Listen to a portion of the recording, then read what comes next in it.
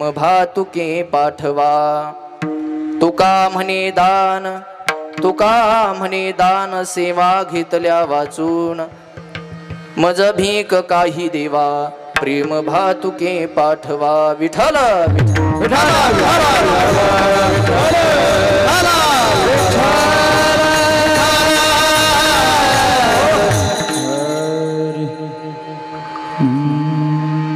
समचरण सरोजं सान्द्रनीलाम्बुदाभं जगननीत पानिं मण्डनं मण्डनानं तरुण तुलसीमाला कंधरं कजनेत्रं सदय धवलासं विठ्ठलं पांडुरंगाकारो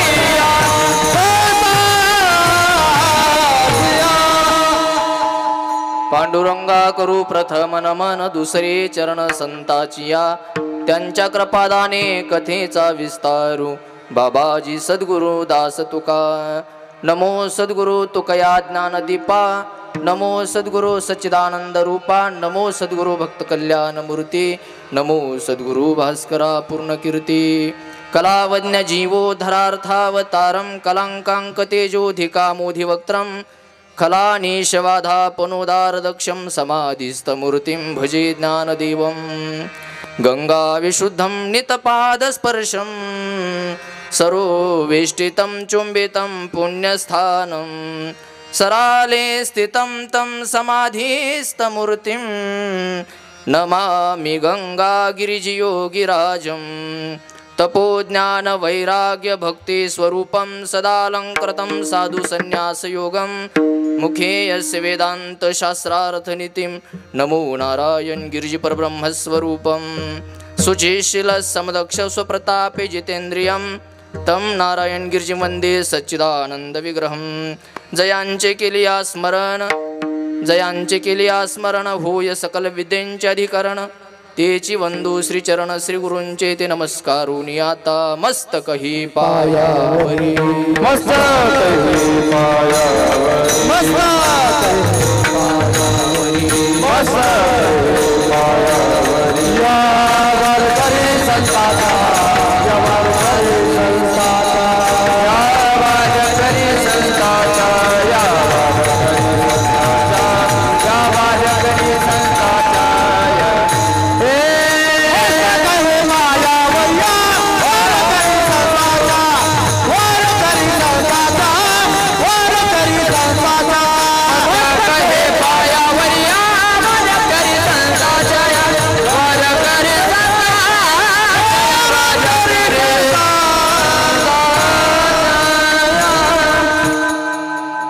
मस्तक ही पायावरी या वारकरी संतांच्या काय माझी वाणी मानेल संतांसी रंजवू चित्तासी आपुलिया विठ्ठल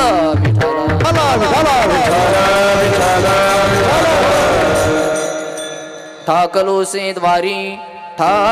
से द्वारी उभा याच का भिकारी मज भीक काही देवा प्रेम भातुके पाठवा परमंगलमयी परात्प्रकलेश्वर भक्तवंश कल्पतरू सतघन चितघन आनंद घन अविनाशी असणाऱ्या भगवान परमात्म्याच्या चरणी वंदन करू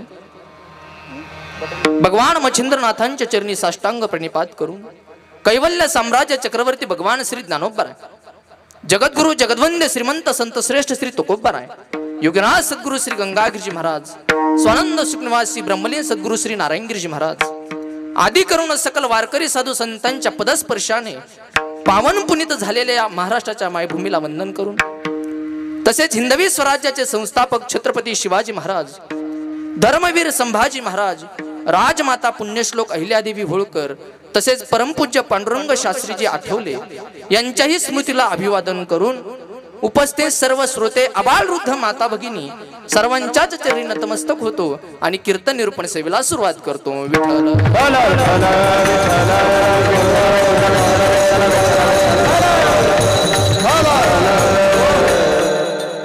कार्यक्रमाला सुरुवात करण्यापूर्वी आणि कार्यक्रमाच्या अनुषंगानं वक्ता या नात्यानं अल्पसा परिहार देणं मला कर्म प्राप्त आहे आणि परिहार द्यायचा तो असा की आज या ठिकाणी आपल्या श्री क्षेत्र गिरणारे या गावामध्ये चालू असलेला हा भव्य दिव्य भगवान गुरु मच्छिंद्रनाथांचा हा दरबार आणि या दरबारामध्ये चालू असलेला हा भव्य दिव्य कीर्तन महोत्सव पंचमदिनी कीर्तन महोत्सव या ठिकाणी तरुण मंडळांनी या ठिकाणी आयोजित केलेला आहे. आणि म्हणून या सोहळ्यातील आजची ही 4थ्या दिवसाची कीर्तन निरूपण सेवा माझ्या वाटेला तुम्हा सर्वांच्या प्रेमाने सर्वांच्या आग्रहाने या ठिकाणी आलेली आहे. मंदिराचा या ठिकाणी द्वितीय वर्धापन दिन आहे आणि त्या निमित्तानं चालू असलेला हा भव्य दिव्य महोत्सव आणि त्या महोत्सवातील आजची ही 4थ्या दिवसाची कीर्तन निरूपण सेवा जागराची सेवा उद्या काल्याच्या कीर्तनाने या ठिकाणी या कार्यक्रमाची सांगता होणार आहे. आणि म्हणून या ठिकाणी मला येण्याचं जे सद्भाग्य प्राप्त झालं भगवान मच्छिंद्रनाथांचं दर्शन झालं ते आमचे परमस्नेही परम आदरणीय सूर्यवंशी सर यांच्या माध्यमातून मला या ठिकाणी येण्याचा योग आलेला आहे. त्याचप्रमाणे हा सप्ताह ज्यांनी चालू केला भगवान मच्छिंद्रनाथांचं ज्यांनी या ठिकाणी भव्य दिव्य असं मंदिर उभारलं ते आमचे नंदन सर यांच्याही माध्यमातून यांच्या प्रेमाने यांच्या आग्रहाने मला या ठिकाणी येण्याचं सद्भाग्य प्राप्त झालेलं आहे. आणि म्हणून या सेवेचा आनंद द्विगुणित करण्याकरता उपस्थित बहुसंख्येनं श्रोते आबालवृद्ध माता भगिनी व्यासपीठावरील सर्व ज्येष्ठ श्रेष्ठ गुणीजन गायक वादक महाराज मंडळी ज्यामध्ये आत्ताच ज्यांनी सुंदर अशी चाल गायली त्यामध्ये गायनाची साथ करतायत हरिभक्तपरायण गणेश महाराज पोळकट, हरिभक्तपरायण नारायण महाराज पालवी, हरिभक्तपरायण अर्जुन महाराज मार्कंड शिंगवेकर खूप गोड या ठिकाणी गायनाची साथ करतायत. मृदंगावरती मृदंग अलंकार मृदंग विशारद कृष्ण महाराज या ठिकाणी गोड मृदंगाची साथ करतायत. सर्व टाळकरी महाराज मंडळी सर्वांचा नामानिशी मला परिचय नाही आणि म्हणून विनेकरी बाबा असतील सर्वांच्याच चरणी नतमस्तक होतो आणि कीर्तन निरूपण सेवेला सुरुवात करतो. विठ्ठल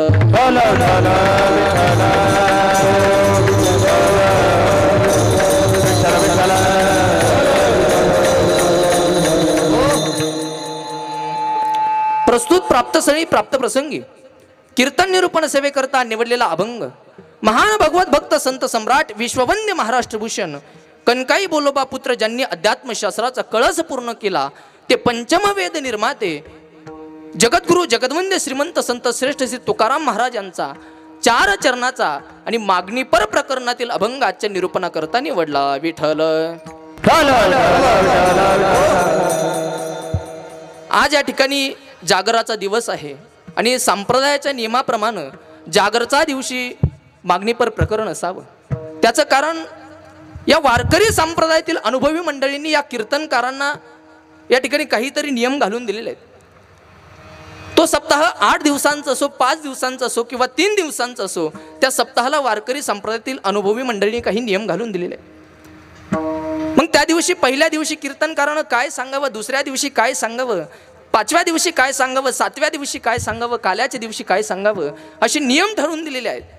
त्यामध्ये पहिल्या दिवशी कीर्तनकारानं नामपर प्रकरणातील अभंग निवडावा. मध्ये संतपर असावं, नंतर भक्तीपर असावं, उपदेशपर असावं, मध्ये भक्ती ज्ञान वैराग्याच्या गोष्टी असाव्या आणि जागराच्या दिवशी मागणीपर प्रकरण असावं आणि काल्याच्या दिवशी मग चरित्र ते उच्चारावे केले देवे गोकुळी. काल्याच्या दिवशी भगवान श्रीकृष्णाचं ते चरित्र असावं आणि म्हणून संप्रदायाच्या नियमाप्रमाणे आजच्या जागराच्या दिवशी मागणीपर प्रकरणातील अभंग आजच्या तुमच्या सेवेसाठी निवडलेला आहे. या अभंगातून जगद्गुरु तुकोबराय भगवंतासमोर उभे राहून भगवंताला दान मागतात. आता असं सांगितलं जातं की ज्यावेळेला ही वारकरी संप्रदायातील संत मंडळी भगवंताच्या दर्शनाला पंढरीला जायची, पांडुरंगासमोर उभी राहायची, त्यावेळेला पांडुरंग मान खाली घालून उभा राहायचा. त्याचं कारण यांच्या सेवेचं ऋण त्या पांडुरंग परमात्म्याच्या डोक्यावरती झालेलं होतं आणि म्हणून या संत मंडळींनी माझ्यासमोर काहीतरी मागावं अशी भगवंताची नेहमी इच्छा असायची. परंतु संत मंडळी भगवान परमात्म्याकडे मागण्याकरता कधी जात नव्हते. भगवंताच्या दरबारामध्ये जायचे ते केवळ भगवंताचीच विचारपूस करण्याकरता जायचे, भगवंताची सेवा करण्याकरता जायचे. म्हणून भगवंत त्या ठिकाणी खाली मान घालून उभे राहायचे. परंतु भगवंताने ज्या वेळेला जगद्गुरु तुकोबरायांना आग्रह केला की महाराज तुमची पिढ्यानपिढ्या त्या ठिकाणी सेवा आहे, तुमच्या सेवेचं माझ्यावरती अनेक ऋण झालेलं आहे आणि ते ऋण उतरण्याकरता तुम्ही माझ्याजवळ काहीतरी मागा. म्हणून भगवान परमात्म्याजवळ आज जगद्गुरु तुकोबराय या अभंगातून भीक मागताय, म्हणजेच दान मागताय, मागणी मागताय. प्रथमतः आपण अभंगाचा सरळ सरळ शब्दार्थ समजावून घेऊ, अन्यथा काय होतं बरं का, अभंगाचा सरळ सरळ शब्दार्थ समजला नाही की कीर्तन कळत नाही आणि मग कीर्तन कळालं नाही की लोक दुसऱ्या दिवशी उसन्या तंबाखूला उसना चुना लावत कीर्तनकार बुवाची परीक्षा करत बसतात की काय बुवा बाबांना कीर्तन केलं काही कळालं नाही. त्यात आमच्या माता भगिनी लगेच काय बाई तो बाबा कोण आणला कोणच ठाऊक, त्यांना काय कीर्तन केलं काही कळालं नाही. म्हणजे माझी अशी परीक्षा होण्यापेक्षा आधी अभंगाचा सरळ सरळ शब्दार्थ तुम्ही समजावून घ्या. या अभंगातून जगद्गुरु तुकोबराय भगवंताच्या पुढे दान मागतायत. म्हणतायत की ठाकलो से द्वारी उभा याच का भिकारी. भगवंता तुझ्या दारामध्ये मी या ठिकाणी उभा आहे आणि कशा करता उभा आहे तर भीक मागण्याकरता उभा आहे, दान मागण्याकरता उभा आहे. अभंगाचं प्रथम चरण. द्वितीय चरणामध्ये म्हणतात की मज भीक काही देवा प्रेम भातुके पाठव. मी तुझ्या दारामध्ये भीक मागतोय पण मला कशाची भीक पाहिजे तर मला प्रेमाची भीक पाहिजे. अभंगाचे द्वितीय चरण. तिसऱ्या चरणामध्ये महाराज म्हणतात की याचकांचा भार घेऊ नये आणि त्यांच्या येरझरा घेऊ नये, त्यामुळे जे तुझ्या दारामध्ये याचक येतील ना त्यांना पटकन दान देण्याचं कार्य तू कर. अभंगाचे तृतीय चरण. आणि शेवटच्या चरणामध्ये महाराज म्हणतायत की तुका म्हणे दान सेवा घेतल्या वाचून. तुला जर दान द्यायचंच असेल ना भक्तांना तर त्यांची सेवा न घेता तू दान दे. त्याचं कारण दानाचे 3 प्रकार आहे. एक कनिष्ठ दान आहे, दुसरं मध्यम दान आहे आणि तिसरं उत्तम प्रकारचं दान आहे. जर तू सेवा न घेता जर दान दिलं तर ते उत्तम प्रकारचं दान असणार आहे. हेच अभंगाचं चतुर्थ चरण. हा झाला अभंगाचा सरळ सरळ शब्दार्थ. म्हणजे अगदी सोप्या भाषेत सांगायचं म्हणजे या झाल्या ठळक ठळक बातम्या, विस्तृत बातम्या आपल्याला संकल्पित वेळेत बघायच्या आहे. त्याआधी तुम्ही सर्वांनी मला एक मदत करायची, म्हणजे इथे येऊन कीर्तन नाही करायचं, मधून मधून जे विठ्ठल विठ्ठल भजन होत असतं ते काही कीर्तनकार बुवाला आठवत नसतं म्हणून नसतं बाबा. बऱ्याच लोकांचा गोड गैरसमज आहे की कीर्तनकार बाबाला आठवली नाही की ते मध्ये विठ्ठल विठ्ठल म्हणतात. तर ते तसं नसून खाली बसलेल्या सर्व तुम्हा श्रोते सज्जन मंडळींकडून या टाळकरी महाराजांच्या समवेत सर्वांकडून भगवंताचं नामचिंतन व्हावं याच्याच करता असतं. आता येऊनही आलो, बसूनही बसलोय, ऐकूनही ऐकतोय, मग हाताने टाळी वाजवल्यानं आणि मुखानं नामचिंतन केल्यानं काय जाणार आहे. म्हणून ज्या ज्या वेळेला सर्वांना विनंती असेल, ज्या ज्या वेळेला मधून मधून विठ्ठल विठ्ठल भजन होईल त्या त्या वेळेला सर्वांनी हाताने टाळी वाजवायची आणि भगवंताचं नामचिंतन करायचं. विठ्ठल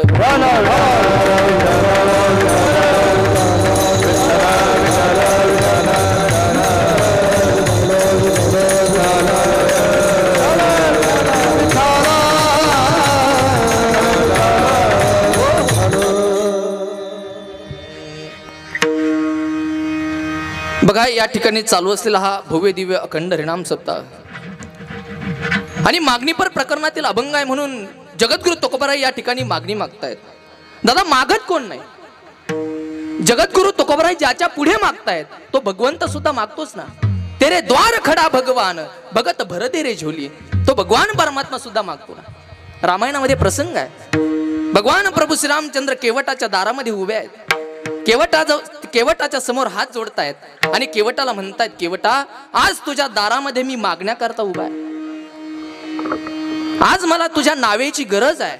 भगवंताने केवटाजवळ नाव मागितली, मला या नदीच्या या काठावरून पलीकडच्या काठावरती जाण्याकरता तुझी नाव उपयोगी पडणार आहे म्हणून तुम्हाला नाव दे. ती नाव मागण्याकरता भगवान प्रभू श्रीरामचंद्र गतिर्भर्ता प्रभू साक्षी निवास शरणम सुहृद प्रभव प्रलय स्थानम निधानम बीजमव्यम, जो या सृष्टीचा चालक मालक करता ईश्वर प्रभू आहे तो केवटाच्या दारासमोर याचक म्हणून उभा आहे आणि केवटाला नाव मागतोय.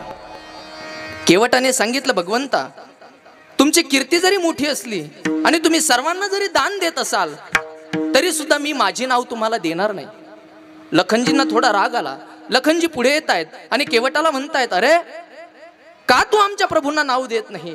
त्यावेळेला केवट म्हणतोय की मी तुमच्या प्रभूंचं मर्म जाणतोय, मी तुमच्या प्रभूंचं मर्म जाणतोय. म्हटल्यानंतर लखनजींना राग आला. लखनजी म्हणताय, अरे आम्ही सोबत जन्माला आलो, मी शेषाचा अवतार आहे, माझ्या जिभा सहस्र झाल्या जिभा सहस्र जिभा का हो विटेवरी देव उभा. माझ्या जिभा सहस्र झाल्या तरी सुद्धा मी त्या ठिकाणी भगवान प्रभू श्रीरामचंद्रांचं मर्म जाणू शकलो नाही आणि तुझ्या अंगावरती धड कपडे सुद्धा नाही, तू काय आमच्या प्रभूचं मर्म जाणतो. त्यावेळेला केवटाने सांगितलं, ज्यावेळेला तुम्ही लहान होते, म्हटले हो होतो, तुम्ही मोठे झाल्यानंतर तुम्हाला विश्वामित्र त्या ठिकाणी वनामध्ये घेण्याकरता आले, म्हटले आले. तुम्ही विश्वामित्रांबरोबर ती वनामध्ये गेल्यानंतर त्यांच्या यज्ञाचं रक्षण केलं, म्हटलं केलं.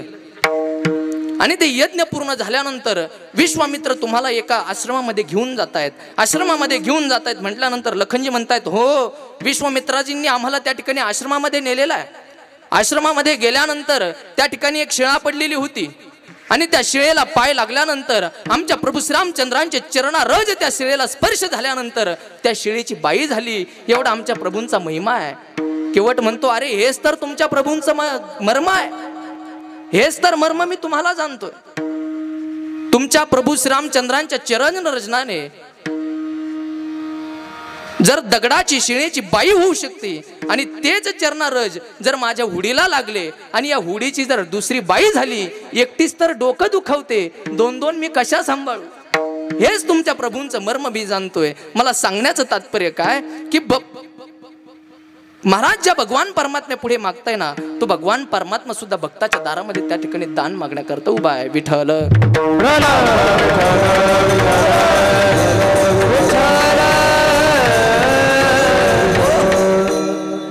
सर्वच जण मागतात दादा, मागत कोण नाही, कोण मागत नाही. या पृथ्वी तलावरती असा कोण आहे की जो मागत नाही. फक्त मागणी मागण्याचे काही वेगवेगळे प्रकार आहेत. भगवान परमात्मा सुद्धा मागणी मागतात, भगवान परमात्मा मागत नाही असं नाही. भगवान परमात्मा सुद्धा मागणी मागतायत, पण कुणाच्या दारामध्ये तर भक्ताच्या दारामध्ये, साधूंच्या दारामध्ये भगवान परमात्मा दान मागतायत. आणि ज्या साधूंच्या दारामध्ये भगवान परमात्मा दान मागतायत ते साधू सुद्धा मागतायत दादा, परंतु ते साधू कुणाच्या पुढे मागतायत? त्या भगवान परमात्म्या पुढे मागतायत. त्या भगवान परमात्म्या पुढे साधू दान मागतायत. आणि तुमच्या आमचे सारखे पामर जीव सुद्धा त्या भगवान परमात्म्या पुढे दान मागताय. तुमच्यासारखे आमच्यासारखे पामर जीव सुद्धा या ठिकाणी दान मागतायत. परंतु आपण दान कुणा पुढे मागतो? तर आपण दान संसारापुढे मागतो. एवढाच फरक आहे. भगवंत साधूंसमोर दान मागतायत, साधू भगवंतासमोर दान मागताय, आणि आपण या नाशक्या प्रपंचासमोर, या संसारासमोर आपण दान मागतोय. प्रपंचालाच म्हणतोय दादा की मी सुखी झालं पाहिजे. प्रपंचालाच आपण म्हणतोय की मी श्रीमंत झालो पाहिजे. आणि ते श्रीमंती, ते सुख मला तुझ्याकडून हवंय. मी तुझ्या दारामध्ये उभा आहे असं आपण संसाराला म्हणत असतो. संसारा, अरे तुझ्या दारासमोर मी सुख प्राप्तीसाठी उभा आहे, दान मागण्यासाठी उभा आहे. परंतु तुम्ही ज्या संसारापुढे दान मागण्याकरता उभा आहे, संतांनी आपल्याला सांगितलं, तुम्ही ज्या संसारापुढे दान मागण्याकरता उभा आहे, मुळात तो संसारच भिकारी दुःख बांधवडी बांधवडी दुःख बांधवडी आहे हा संसार. दुःख बांधवडी बांधवडी दुःख बांधवडी आहे हा संसार. बांधवडी बांधवडी दुःख बांधवडी आहे हा संसार. दुःख बांधवडी दुःख बांधवडी आहे हा संसार. दुःख बांधवडी बांधवडी दुःख बांधवडी आहे हा संसार. दुःख बांधवडी बांधवडी दुःख बांधवडी आहे हा संसार. दुःख बांधवडी बांधवडी दुःख बांधवडी आहे हा संसार. दुःख बांधवडी बांधवडी दुःख बांधवडी आहे हा संसार. सुखाचा विचार नाही कोठे, सुखाचा विचार नाही कोठे. दुःख बांधवडी बांधवडी दुःख बांधवडी आहे हा संसार. दुःख बांधवडी बांधवडी दुःख बांधवडी आहे हा संसार. दुःख बांधवडी बांधवडी दुःख बांधवडी आहे हा संसार. दुःख बांधवडी बांधवडी दुःख बांधवडी आहे हा संसार.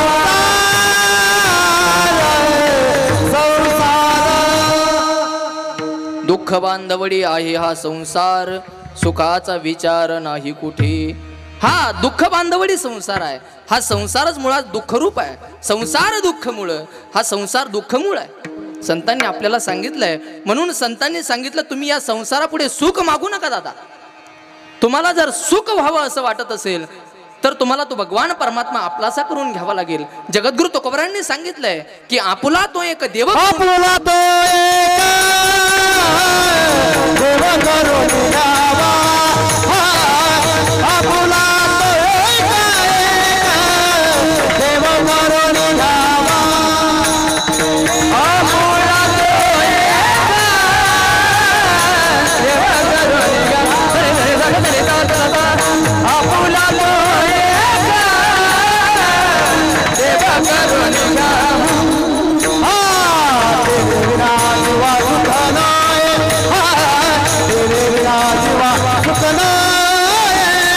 हे राती माई गे सुखाची राते. हे राती माई गे सुखाची राते. देवी विना जीवा सुख नाही. देवी विना जीवा सुख नाही. हे राती माई गे सुखाची राते. हे राती माई सुखाची राते.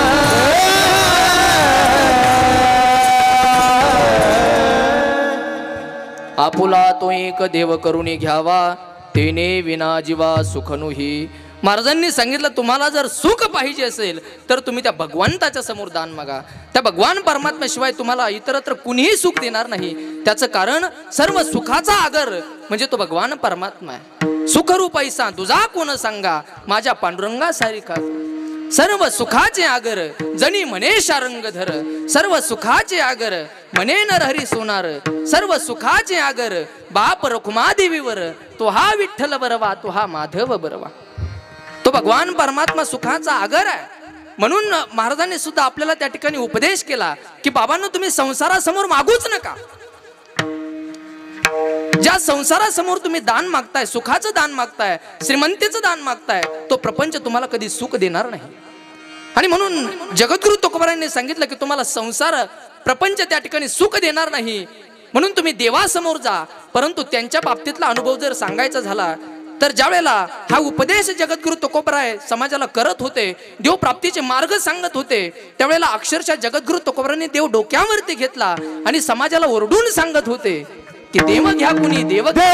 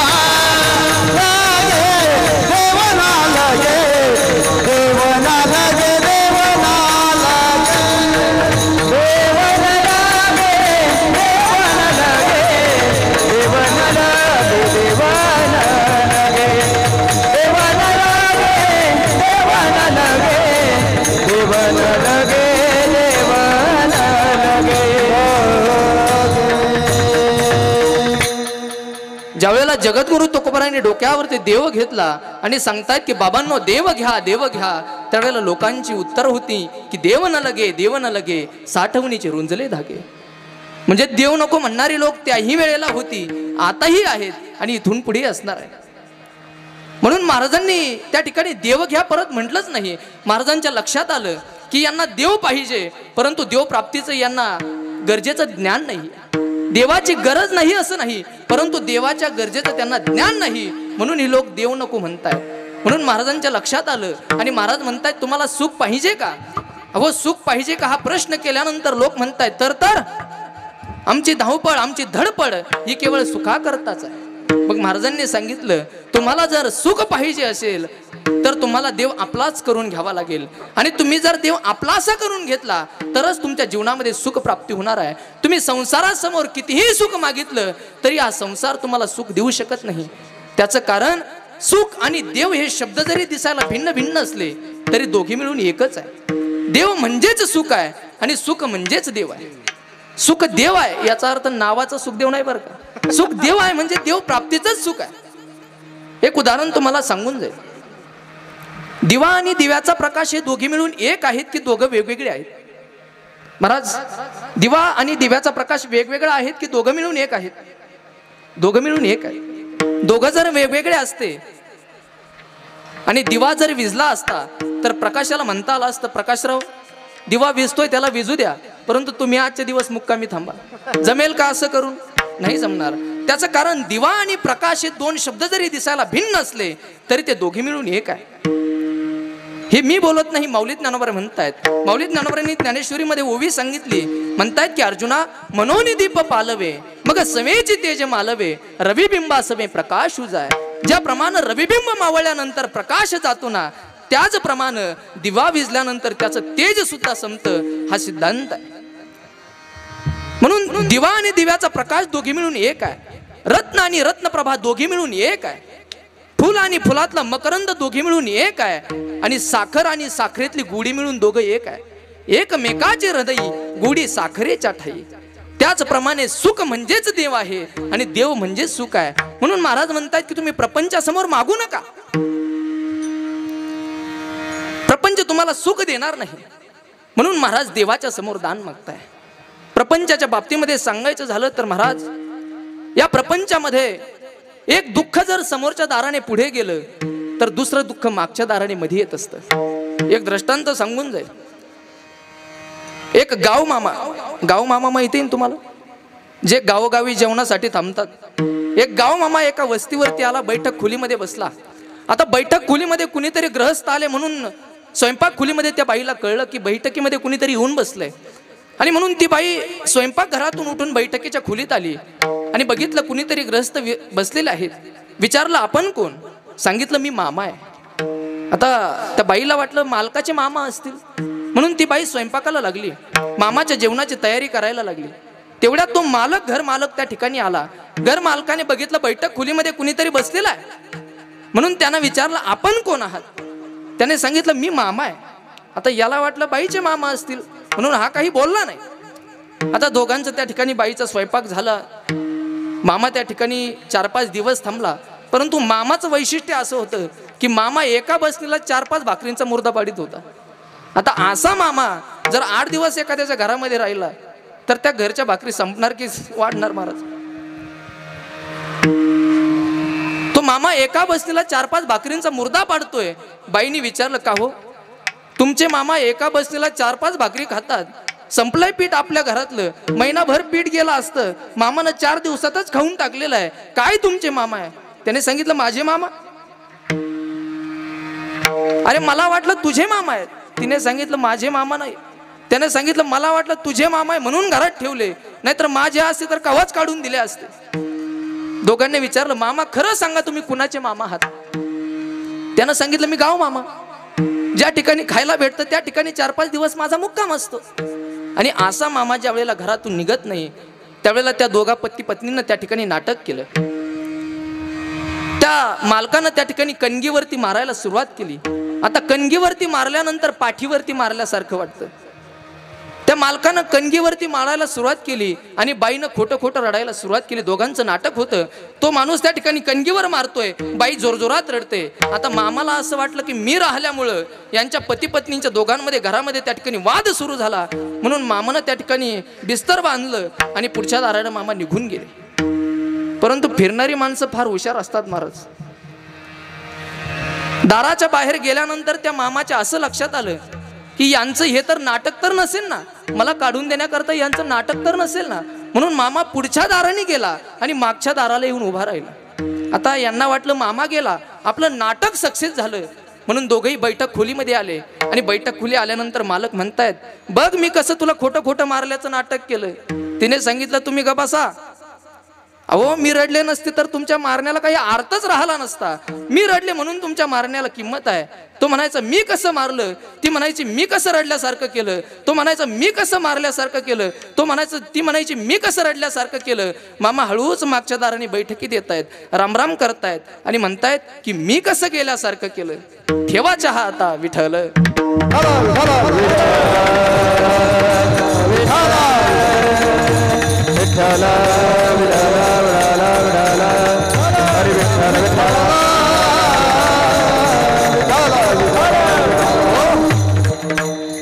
मला सांगण्याचं तात्पर्य काय दादा, की एक दुःख संसारातून पुढच्या दाराने जर गेलं तर दुसरं दुःख मागच्या दाराने. त्याला असं वाटतंय आता जिल्हा परिषदचं तिकीट का होईना भेटलं पाहिजे. भेटलंय जिल्हा परिषदचं तिकीट, आता निवडून आलं पाहिजे. आलाय निवडून, आता अध्यक्ष झालं पाहिजे. झालोय अध्यक्ष, आता खासदार झालो पाहिजे. झालोय खासदार, आता कॅबिनेट मध्ये मंत्रीपद भेटलं पाहिजे. झालोय खासदार, आता पंतप्रधानामध्ये वर्णी लागली पाहिजे. झालोय पंतप्रधान, आता राष्ट्रपती झालो पाहिजे. ही जी आशा आहे ना, निसो वष्टी शतम शची दशशतम लक्षाम सहस्राधिपो लक्षेशाम क्षितिपालताम क्षितिपती चक्रेशताम वांछति चक्रेशाम सुरपालताम सुरपती ब्रह्मास्पदो वांछति ब्रह्मा शैव पदम शिवो हरिपदम आशा मधिको गताम. ज्याच्या जवळ 10 रुपये त्याला वाटतं 100 रुपये असावे. जो मुख्यमंत्री आहे त्याला वाटतं मी कॅबिनेट मंत्री झालं पाहिजे. जो कॅबिनेट मंत्री आहे त्याला असं वाटतं मी राष्ट्रपती झालो पाहिजे, ज्याच्याकडे राष्ट्रपती आहे त्याला असं वाटतं की मी या जगाचा त्या ठिकाणी महामंत्री झालं पाहिजे. म्हणजे ही आशा. ब्रह्माला असं वाटतं की मी शिवपदाला प्राप्त झालं पाहिजे. ब्रह्मा शिवपदम शिव हरिपदम आशा मधिको गताम. शिवाला असं वाटतं मी हरिपदाला प्राप्त झालं पाहिजे आणि आशेमध्ये सुद्धा त्यांचं जीवन व्यतीत होत असतं. भगवंताला सुद्धा आशा निर्माण होती.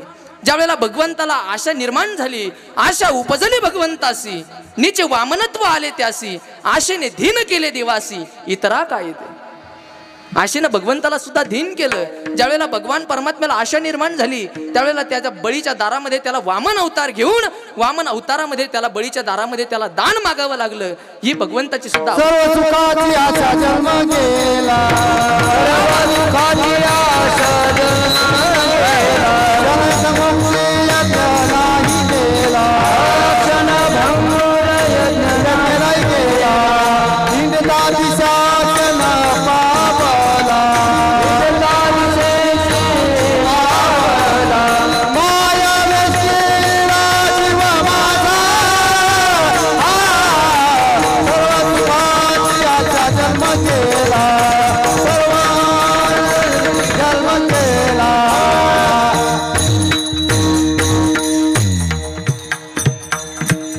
सर्व सुखाची आशा जन्म गेला, क्षण एक मुक्ती यज्ञ नाही केला, हिंडता दाही दिशा क्षीण पावला, माया वेष्टेला जीव माझा.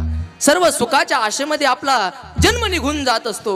भगवंताला सुद्धा आशा प्राप्त झाली तर त्याला वामन अवतार घ्यावा लागला. बळीच्या दारामध्ये त्याला सुद्धा दान मागावं लागलं. म्हणून आपण ज्या प्रपंचासमोर दान मागतोय ना दादा, तो प्रपंच आपल्याला कधी सुख देणार नाही, तो प्रपंच आपल्याला कधी दान देणार नाही.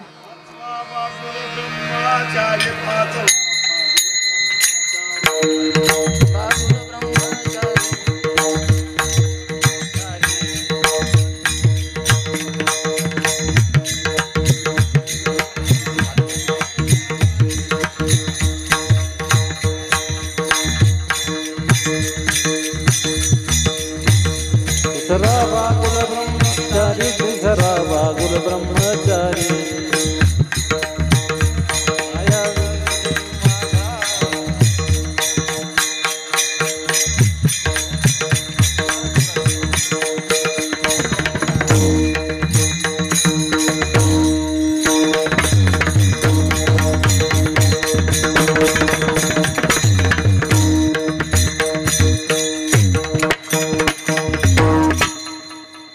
बाबांनी सुंदर गोड प्रमाण दिलं की आशेच्या सर्व सुखाच्या आशेमध्ये त्या ठिकाणी जन्म जातोय. आणि म्हणून ही आशा मनुष्याच्या जीवनामध्ये फार घातक आहे. एक दृष्टांत सांगून जाईल. बाजाराचे दिवस होते आणि त्या ठिकाणी मडक्यांना खूप भाव होता. बाजाराचे दिवस होते, मडक्यांना खूप भाव होता आणि मालकानं त्या ठिकाणी गाढवावरती मडके लादले आणि गाढवाला घेऊन बाजारामध्ये चालला. काही अंतर गेल्यानंतर त्या गाढवानं बसून घेतलं.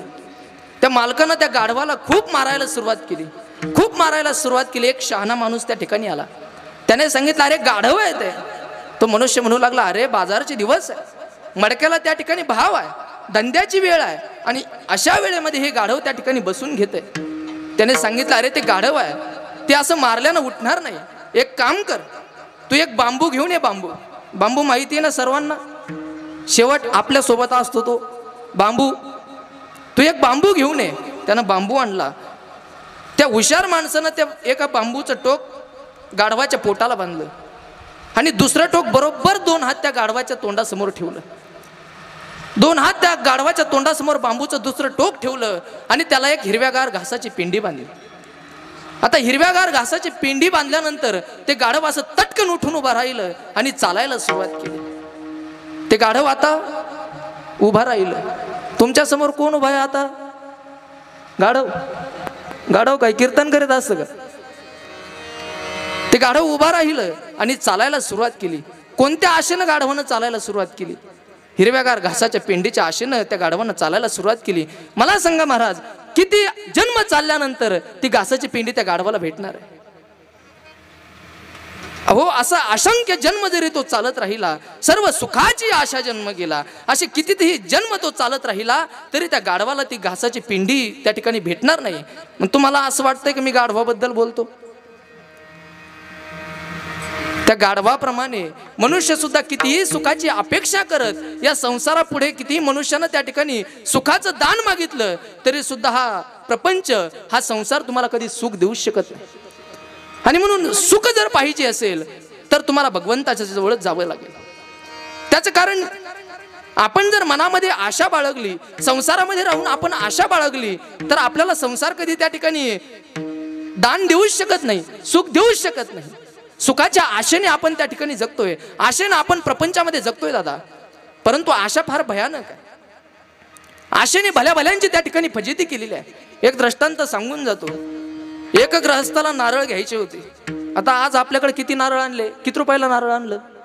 25 रुपयाला. तुमच्याकडे 25 रुपयाला, आमच्याकडे 20 रुपयाला नारळ आहे, तुमच्याकडे 25 रुपयाला नारळ आहे. एक गृहस्थ त्या ठिकाणी दुकानामध्ये गेला आणि सांगितलं, शेठजी मला नारळ पाहिजे. त्याने सांगितलं, घे बाबा, या ठिकाणी नारळ पडलेले आहेत, 25 रुपये प्रति नारळाप्रमाणे तुला पैसे द्यावे लागतील. त्याने सांगितलं, शेठजी मला एक नारळ नाही घ्यायचं, मला 100 नारळ घ्यायचे. त्याने सांगितलं, शेठजी मला 100 नारळ घ्यायचे. शेठजीने सांगितलं, बाबा 100 घे नाही तर 1000 घे, परंतु 25 रुपये प्रति नारळाप्रमाणे तुला पैसे द्यावे लागतील. आता ते गिऱ्हाईक त्या ठिकाणी गिरणाऱ्याचं होतं, ते जरा हट्टी होतं. त्यानं सांगितलं, शेठजी तुम्ही ज्या ठिकाणाहून नारळ आणले ती किती रुपयाला आणले? शेठजीने सांगितलं, बाबा मी त्या ठिकाणून 15 रुपयाला नारळ आणलंय. आता याला असं वाटलं, शेठजीनं त्या ठिकाणून 15 रुपये नारळ आणलं आणि या ठिकाणी 20 रुपयाला विकतोय, मग आपण शेठजीनं ज्या दुकानातून आणलं त्या दुकानात गेलं पाहिजे. म्हणून त्यानं शेठजीजवळ त्या दुकानदाराचा पत्ता विचारला आणि शेठजीनं त्याला त्या ठिकाणी नाशिकचा पत्ता लिहून दिला. आता ते गिऱ्हाईक जरा खट्याळ होतं, कारण गिरणाऱ्याचं होतं ना ते त्या दुकानामध्ये गेलं आणि सांगितलं, शेठजी मला नारळ पाहिजे. शेठजीने सांगितलं, बाबा 15 रुपयाला नारळ आहे. त्याने सांगितलं, शेठजी मला एक नारळ नाही घ्यायचं, मला 100 नारळ घ्यायचे. त्याने सांगितलं, बाबा तू 100 घे नाहीतर 1000 घे, परंतु 15 रुपये प्रति नारळ प्रमाणे तुला पैसे द्यावे लागतील. आता त्याला असं वाटलं, गावामध्ये जे नारळ त्या ठिकाणी 20 रुपयाला भेटत होतं ते या ठिकाणी 15 रुपयाला भेटतंय, याचाच अर्थ कुठेतरी नक्कीच याच्यापेक्षा स्वस्त नारळ भेटायला पाहिजे. आणि म्हणून त्याने त्याही दुकानदाराला तोच प्रश्न केला जो गिरणारातल्या दुकानदाराला केला होता. त्याने सांगितलं, शेठजी तुम्ही ज्या ठिकाणाहून नारळ आणले त्या ठिकाणचा मला पत्ता द्या. आता त्यानं त्याला मुंबईचा पत्ता लिहून दिला. आता हे गिऱ्हाईक त्या ठिकाणी गेलं. त्या ठिकाणी नारळाच्या दुकानात गेल्यानंतर विचारलं, शेठजी नारळ किती रुपयाला आहे? त्याने सांगितलं, 10 रुपयाला नारळ आहे. बरं, आता गावामध्ये जे नारळ याला 20 रुपयाला भेटतंय ते नारळ त्याला मुंबईमध्ये 10 रुपयाला भेटतंय, आता तरी यानं घ्यावं की नाही?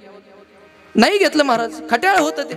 त्यानं त्याही दुकानदाराला तोच प्रश्न केला जो गावातल्या दुकानदाराला केला होता, की तुम्ही ज्या ठिकाणाहून नारळ आणले त्या ठिकाणचा पत्ता द्या, याच्यापेक्षा मला कुठे स्वस्त नारळ भेटतील. त्या मुंबईतल्या दुकानदारानं त्याला कोकण किनारपट्टीचा त्या ठिकाणी पत्ता दिला. आता तो किनारपट्ट्यावरती गेला, त्या ठिकाणी नारळाची असंख्य ठेले लागलेले होते. एका ठेल्यावरती गेला आणि सांगितलं, शेठजी नारळ किती रुपयाला आहे? त्याने सांगितलं, 5 रुपयाला नारळ आहे. आता यानं गावामध्ये जे नारळ 20 रुपयाला भेटतंय, जरा धार देऊ नाही का बरं का, जे नारळ याला गावामध्ये 20 रुपयाला भेटत होतं ते नारळ जर याला आता किनारपट्टीला 5 रुपयाला भेटतंय, मग यानं घ्यावं की नाही? नाही घेतलं महाराज. त्यानं खट्याळ होतं ते. त्यानं त्याही दुकानदाराला तोच प्रश्न केला की मला याच्यापेक्षा कुठे स्वस्त नारळ भेटतील.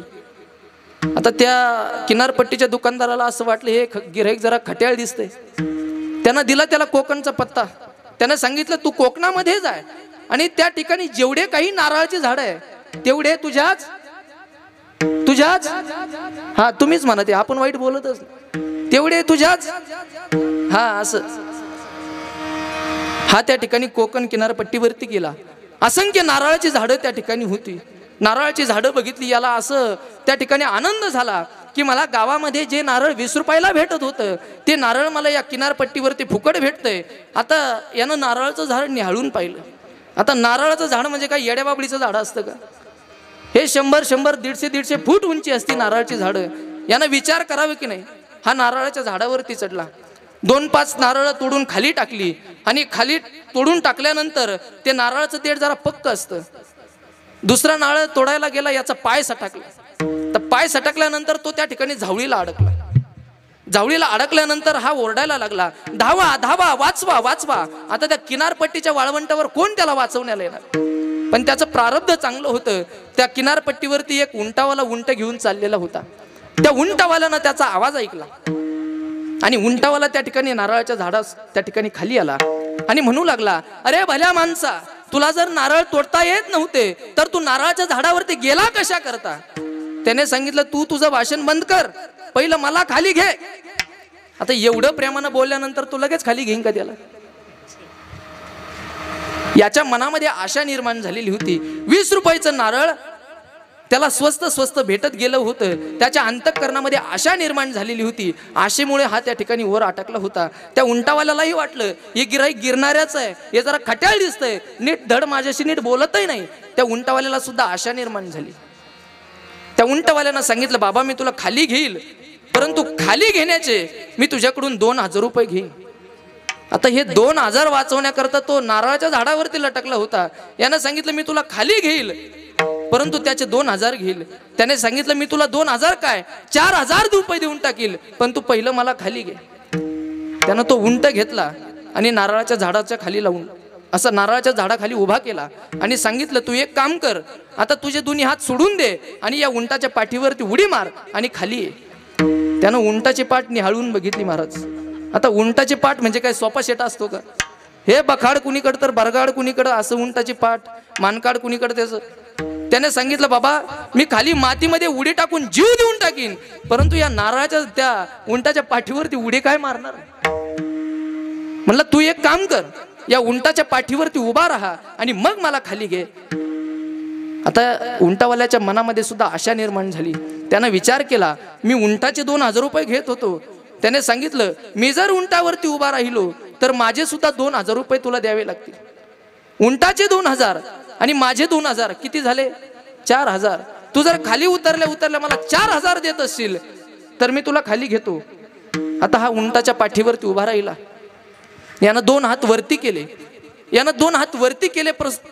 परिस्थिती अशी झाली की याच्या हातामध्ये आणि वरच्याच्या पायामध्ये 1 इंचाचं अंतर कमी पडायला लागलं. 1 इंचाचं अंतर कमी पडायला लागलं. दोघांच्याही अंतःकरणामध्ये मनामध्ये आशा निर्माण झालेली होती. याला त्या ठिकाणी आशेमुळे हा लटकला होता, परंतु या उंटावाल्याला त्या ठिकाणी 2 मोदीच्या नव्या 2-2 हजारच्या नोटा दिसत होत्या. समोर त्या 2 नोटा नुसत्या फिरत होत्या की याला जर खाली घेतलं तर कुठलेही कष्ट न करता मला खाली घेतले 4000 रुपये भेटणार आहे. त्या उंटावाल्यानं आता काही विचार करावे की नाही? 1 इंचाचं अंतर कमी पडतंय, यानं काही विचार करावा का नाही? त्याच्या अंतःकरणामध्ये आशा निर्माण झाली. त्यानं उंटावरून उडी मारली आणि वरच्याचे पाय धरले. आता उंटावरचं वज झालं कमी. उंटाला वाटलं मालक गेले नारळ तोडायला. उंट जे तिथून निघला थेट गिरणाऱ्याच्या सप्त्याला आला. आता इथे सापडला कोणला तर आणून द्या, मी त्याला 2000 रुपये देतो. आता इकडे मोठी गंमत आहे. इतक्या वेळी तो वरती अटकलेला जो होता तो धावा धावा वाचवा ओरडत होता, परंतु आता त्याचा आवाज बंद झाला. हँग झाला तो डायरेक्ट. आता वरच्याचा आवाज बंद झाला आणि खालच्याचा आवाज सुरू झाला. भल्या माणसा, तुला मी ओळखत नाही, तुझा माझा परिचय नाही, तुला वाचवण्याकरता मी आलेलो होतो. तू खाली उतरल्या मला 4000 देणार होता. आता खाली उतरल्या हा पठ्ठ्या तुला 8000 रुपये देणार आहे. फक्त तू हात सोडू नको विठ्ठल.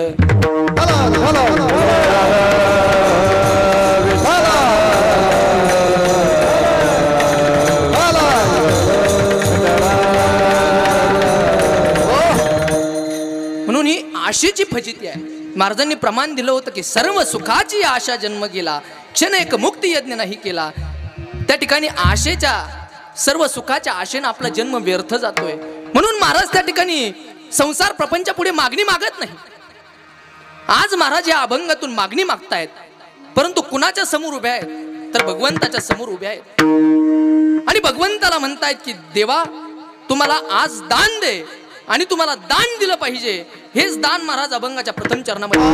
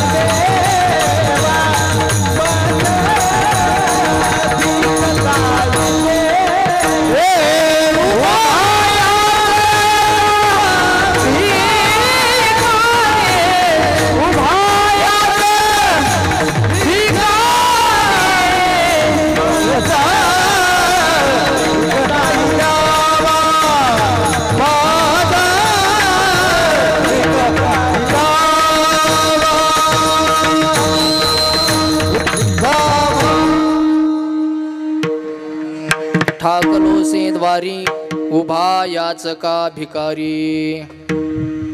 जगद्गुरु तुकोबराय आज भगवंताच्या समोर उभे आहेत. भगवंताच्या समोर आज त्या ठिकाणी दान मागतायत. भगवंताच्या समोर का दान मागतायत? तर हा प्रपंच त्या ठिकाणी आपल्याला सुख देऊ शकत नाही, प्रेम देऊ शकत नाही, म्हणून आज जगद्गुरु तुकोबराय या ठिकाणी दान मागतायत. आता 11:15 वाजलेले आहेत, अजून आपला 1.5 तास बाकी आहे, बरोबर ना? सरांनी तर मला 2:30चा टायमिंग सांगितलं होतं. विठ्ठल विठ्ठल. जगद्गुरु तुकोबराय देवाच्या समोर दान का मागत नाही? संसारासमोर दान का मागत नाही? तर तो संसार आपल्याला सुख देऊ शकत नाही. संसार हा फक्त आपल्याला आशेने जगवतो, सर्व सुखाच्या आशेने जगवतो, म्हणून संसार दान देऊ शकत नाही. म्हणून भगवंताच्या समोर आज जगद्गुरु तुकोबराय मागणी करता उभा आहे. दान मागण्याकरता, भीक मागण्याकरता याचक म्हणून उभे आहेत. भगवंताच्या दारासमोर मागणी मागण्याकरता, भीक मागण्याकरता पहिलं उभं राहावं लागतं आणि त्या ठिकाणी झोळी त्या ठिकाणी पुढे करावी लागते. म्हणून आज भगवंताच्या समोर जगद्गुरु तुकोबराय उभे आहेत. पदर पसरवलेला आहे, झोळी त्या ठिकाणी केलेली आहे आणि म्हणतायत की ठाकलो से द्वारी उभा याचका भिकारी. भगवंता, आज तुझ्या दरबारामध्ये मी याचक म्हणून उभा आहे. तुझ्या दरबारामध्ये मी दान मागण्याकरता उभा आहे. तुझ्या दरबारामध्ये मी मागणी मागण्याकरता, भीक मागण्याकरता उभा आहे. मागत कोण नाही, साधूही मागतात, मी सांगून गेलो, देवही मागतो, तुमच्या आमच्यासारखे पामर जीवही मागतात. परंतु कोण कशासाठी मागणी मागतं याला फार महत्व आहे. संतांची मागणी वेगळी आहे, देवाची मागणी वेगळी आहे आणि तुमची आमची मागणी वेगळी आहे. तुम्ही आम्ही जर त्या भगवान परमात्म्यासमोर जर उभे राहिलो तर भगवंताला आपल्या फक्त संसाराविषयीच त्या ठिकाणी दान मागत असतो की माझा प्रपंच त्या ठिकाणी श्रीमंतीचा झाला पाहिजे, माझा प्रपंच त्या ठिकाणी सुखाचा झाला पाहिजे. परंतु देवाजवळ संतांनी जे दान मागितलं ना, ते देवाच्याच करता मागितलं, किंबहुना या संपूर्ण विश्वाच्या कल्याणाकरता दान मागितलं. आपण फक्त आपल्या स्वार्थासाठी दान मागत असतो दादा. देवाच्या मंदिरामध्ये किती जण दर्शनाला गेले याला महत्व नाही, परंतु त्यातले देवाच्याच करता किती गेले याला फार मोठं महत्व आहे. नसन कळलं तरी एक उदाहरण सांगून जातो. महाराज, तुमच्या दारामध्ये 2 व्यक्ती आले. एक आला तुमच्या तब्येतीची चौकशी करायला आणि एक आला तुमच्याकडे उसने पैसे मागायला. मला सांगा, तुम्हाला कोणता व्यक्ती आवडेल? उसने पैसे मागायला आलेला. मग हा व्यवहार जर आपल्याला कळतो, मग देवाला कळत नाही का? अहो, देवाच्या दारामध्ये सुद्धा जो देवाच्याच करता जातो ना, तोच याचक देवाला आवडत असतो. आणि जो संसारा करता जातो ना, जो संसारा करताच मागतो ना, तो याचक भगवंताला आवडत नाही. म्हणून साधू संतांनी जे भगवंतासमोर मागितलं ते भगवंतालाच मागितलं. त्याचा परिणाम असा झाला की देव आला हाता मग कैसी भय चिंता. साधू संतांच्या हातामध्ये देव होता. मी सुरुवातीला सांगून गेलो, जगद्गुरु तुकोबरायांनी अक्षरशः देव डोक्यावरती घेतला. याचाच अर्थ साधू संतांच्या हातामध्ये देव होता. देव त्यांच्या ताब्यामध्ये होता, अंतःकरणामध्ये लपून बसलेला होता.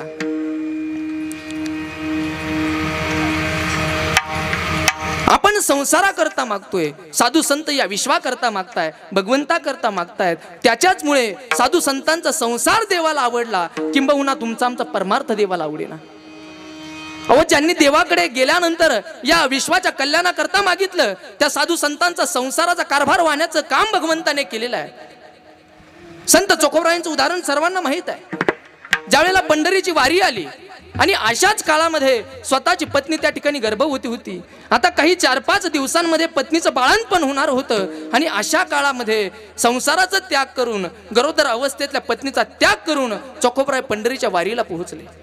पंढरीच्या वारीला पोहोचल्यानंतर ज्ञानोबा तुकोबरायांच्या गजरामध्ये पंढरीच्या वारीला पोहोचल्यानंतर त्या विटेवरच्या मालकाला त्या ठिकाणी तुकोबरायांच्या संसाराची चिंता निर्माण झाली. तुकोबरायांच्या पत्नीचं बाळंतपण होणार होतं. तुकोबराय पत्नीच्या त्या ठिकाणी तुकोबराय पंढरीच्या दरबारामध्ये पोहोचलेला आहे, पांडुरंगाच्या दरबारामध्ये पोहोचलेला आहे. पांडुरंग विचार करतो, अरे हा माझा चोखा भक्त आहे, त्याची पत्नी आता 2-5 दिवसांमध्ये बाळंतपणाला आलेली आहे आणि हा घरादाराचा त्याग करून, बाळंतपणाच्या अवस्थेतल्या पत्नीचा त्याग करून माझ्या त्या ठिकाणी दर्शनाला आलेला आहे. आता त्याच्या घरादाराची जबाबदारी माझ्यावरती आहे. म्हणून भगवान परमात्म्याने तुकोबरायांच्या बहिणीचं रूप घेतलं आणि घरी येऊन दारावरती थाप मारली.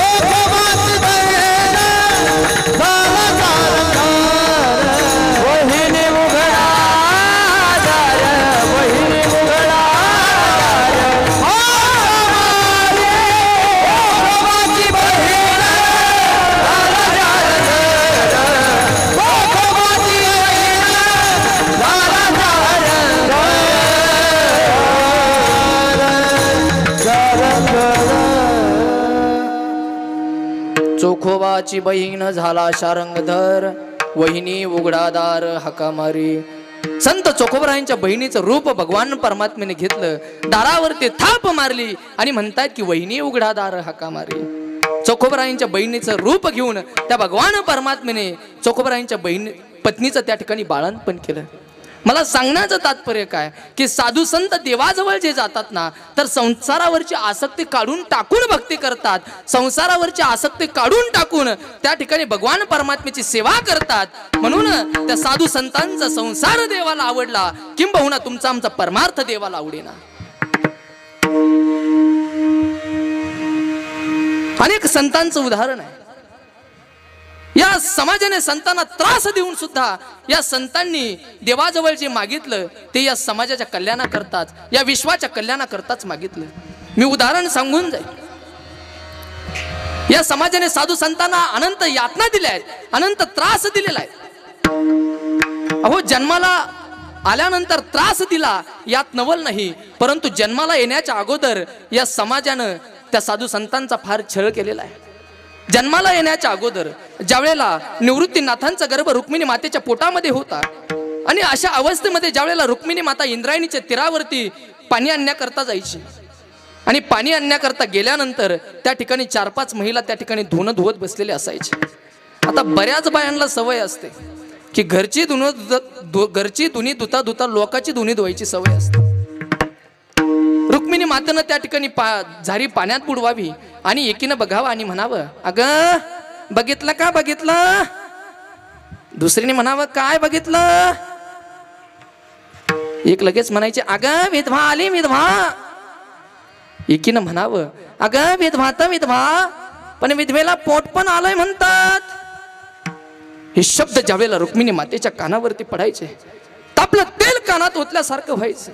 अक्षरशः धावत धावत जावं आणि इंद्रायणीच्या डोहामध्ये जीव देऊन टाकावा, परंतु नकळत लक्ष गर्भाकडे जायचं.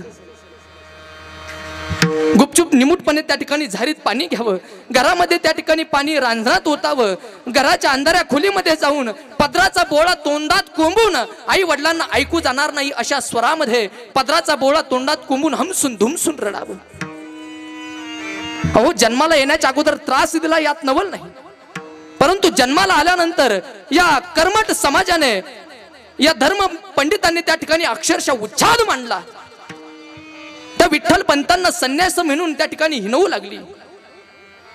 विठ्ठल पंतांना आळंदीतून हाकलून देत होती. विठ्ठल पंत त्या ठिकाणी दोन्ही गुडघे टेकून या कर्मठ ब्राह्मण मंडळींची त्या ठिकाणी क्षमा याचना करत होते. नका मंडळी, नका, असा अन्याय करू नका मंडळी. न्याय निष्ठुर असला तरी धर्म दयाळू आहे मंडळी. हा माझा चिमुकला ज्ञाना, ही माझी चिमुकली मुक्ती, हा माझा सोपान काका, माझा निवृत्ती दादा, थोडीशी मोठी होऊ द्या मंडळी, तुम्ही न सांगताच मी आळंदी सोडून निघून जाईल. असा अन्याय करू नका. त्यावेळेला ही 4ही लेकरं रुक्मिणी मातेच्या कमरेला बेरगून रडायची. आई सांग ना ग आई, आपली बाबानं काय पाप केलंय आई, का बाबा आपली यांची क्षमा याचना करतायत, यांच्या पाया पडतायत, काय उत्तर द्यावं रुक्मिणी मातेनं. सांगावं की तुमच्या बापानं संन्यासानंतर संसार करून तुम्हाला जन्माला घातले, काय उत्तर द्यावं रुक्मिणी मातेनं. अक्षरशः बोलण्याकरता शब्द नसायचे. पदराचा बोळा तोंडात कोंबून हमसून धुमसून रडायचे मंडळी. या कर्मठ ब्राह्मण मंडळींनी विठ्ठल पंतांना आळंदीत नाही राहू दिलं, लाथा बुक्क्या मारून आळंदीतून हाकलून दिलं. भांडीकुंडी रस्त्यावरती फेकली आणि आळंदीतून हाकलून दिल्यानंतर विठ्ठल पंतांनी आपला संसार सिद्ध बेटावरती मांडला.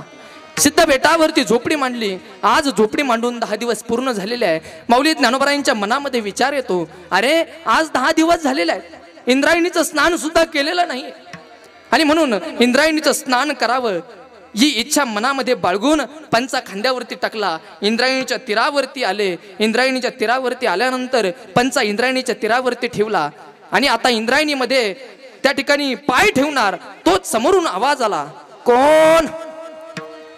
विठ्ठल त्या ठिकाणी माऊली ज्ञानोबांनी समोर बघितलं.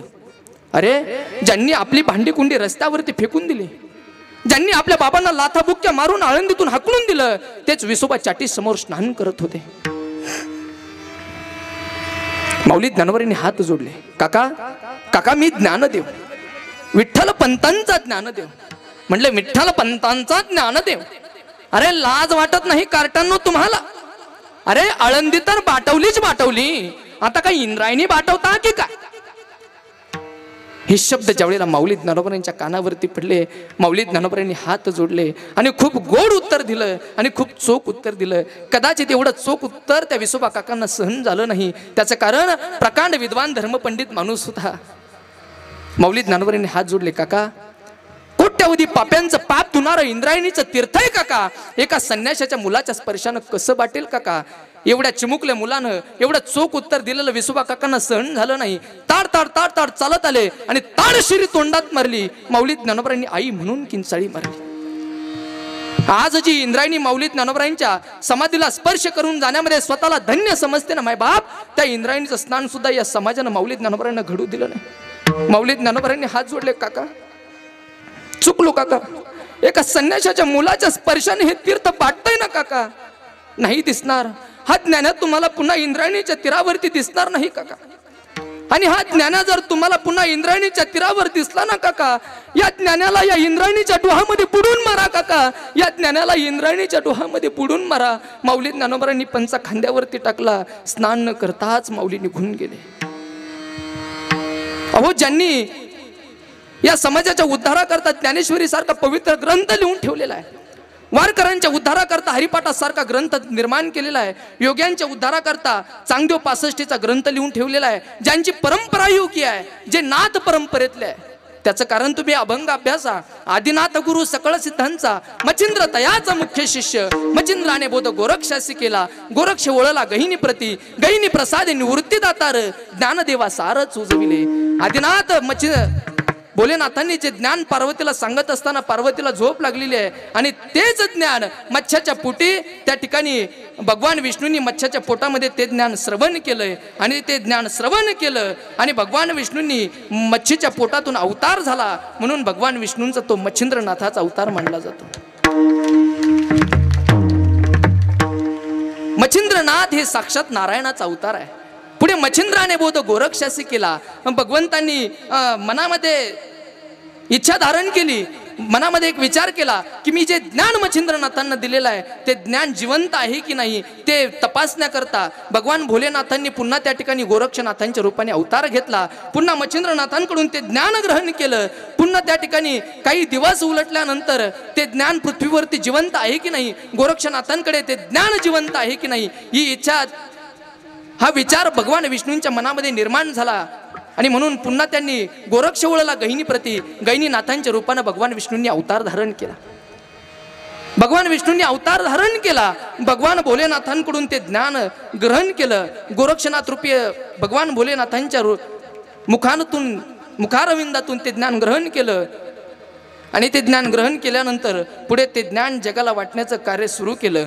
पुन्हा भगवान भोलेनाथांच्या मनामध्ये विचार येतोय की मी भगवान विष्णूंना जे ज्ञान दिलेलं होतं ते ज्ञान लोप तर पावलेलं नसेल, लुप्त जर पावलेलं नसेल ना, म्हणून त्यांनी पुन्हा त्या ठिकाणी भगवान भोलेनाथांनी निवृत्तीनाथांच्या रूपानं त्या ठिकाणी अवतार धारण केला आणि गहिनीनाथांकडून ते ज्ञान ग्रहण केलं.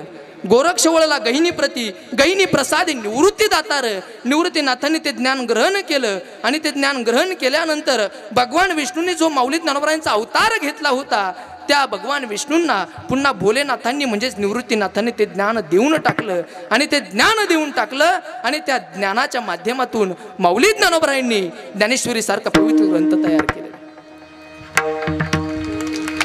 हे ज्ञान भगवान भोलेनाथांपासून चालत आलेलं आहे. म्हणून आदिनाथ गुरु सकळ सिद्धांचा मच्छिंद्र तयाचा मुख्य शिष्य, मच्छिंद्राने बोध गोरक्षासी केला, गोरक्ष ओळला गहिनी प्रती, गहिनी प्रसादी निवृत्ती दातार, ज्ञानदेवा सार चोजविले. म्हणजे या पृथ्वी तलावरती या सृष्टीवरती एक गुरु आणि एक शिष्य परंपरा अशी चालू होती. भगवान विष्णू कधी गुरु व्हायचे तर भगवान भोलेनाथ कधी शिष्य व्हायचे, भगवान भोलेनाथ पुन्हा गुरु व्हायचे तर भगवान विष्णू त्या ठिकाणी शिष्य व्हायचे.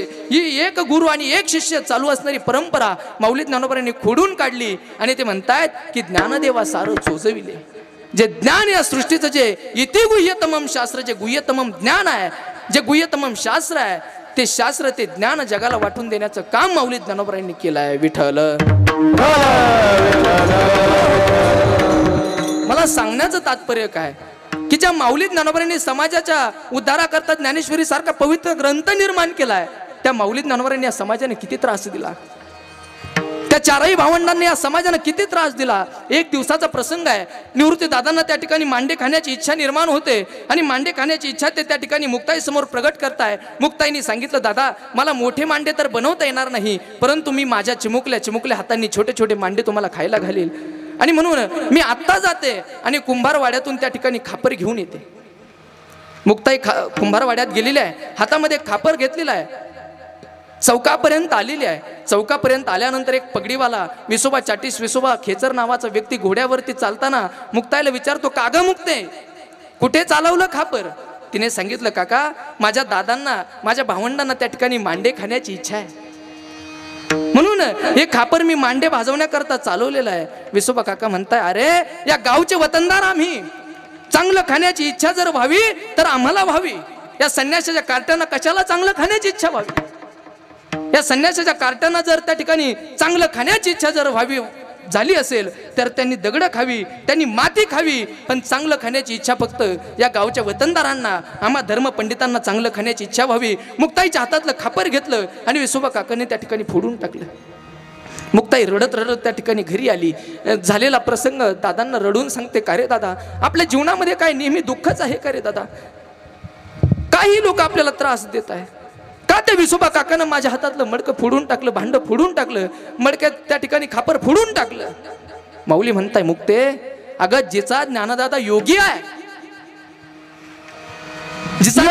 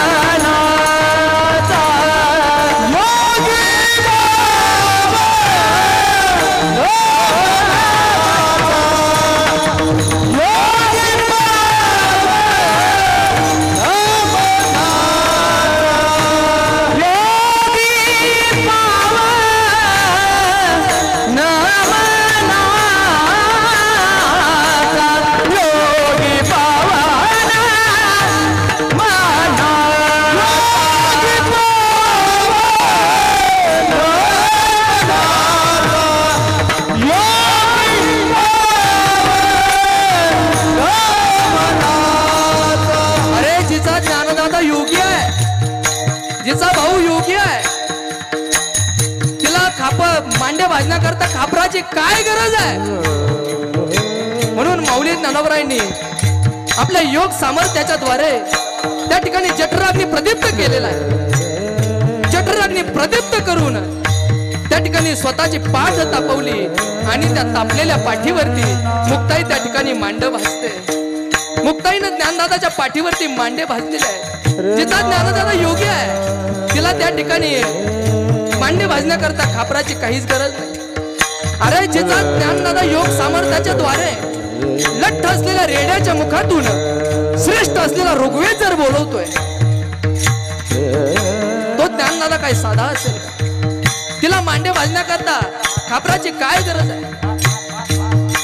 ज्या रेड्याच्या लठ्ठ असणाऱ्या रेड्याच्या डोक्यावरती माऊली ज्ञानोबरांनी हात ठेवला, योग सामर्थ्याच्या द्वारे त्या ठिकाणी दृष्टिक्षेप केलेला आहे. ऋग्वेदातील ऋचा माऊली ज्ञानोबराय उच्चारताय, भद्रम पक्षिमाक्षभिर जत्राः स्थिरै रंगस्तुष्टु वंशस्तनुभिः वेशम देवहितं यदायुः स्वस्ति न इंद्रो रुद्रस्रवाः स्वस्ति न पूषा विश्ववेदाः स्वस्ति नस्ताक्षरो अरिष्टनेमी स्वस्ति नो बृहस्पतिर्दधातु. हे शब्द ज्यावेळेला माऊली ज्ञानोबराय रेड्याच्या मुखातून बोलवून घेत आहेत, जो अवघड असणारा श्रेष्ठ असणारा ऋग्वेद आहे, तो ऋग्वेद जर रेड्याच्या मुखातून माऊली ज्ञानोबराय योग सामर्थ्याच्या द्वारे जर बोलून घेत आहे, मला सांगा त्या ज्ञानदादाच्या बहिणीला मुक्ताईला मांड भाजण्याकरता खापराची काय गरज आहे? म्हणून या समाजाने अनंत यातना दिल्यात, तरी ते यातना सहन करून या समाजाच्या उद्धाराकरता संतांनी त्या ठिकाणी अविरतपणे आपलं त्या ठिकाणी जीवन दान देऊन टाकलेलं आहे. साहे अपराध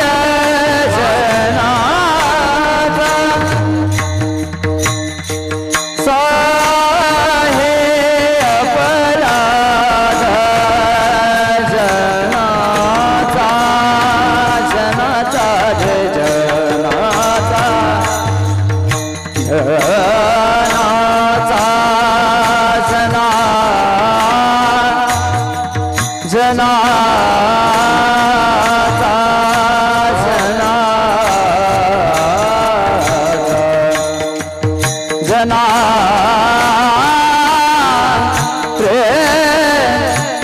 जनाचा जनाचा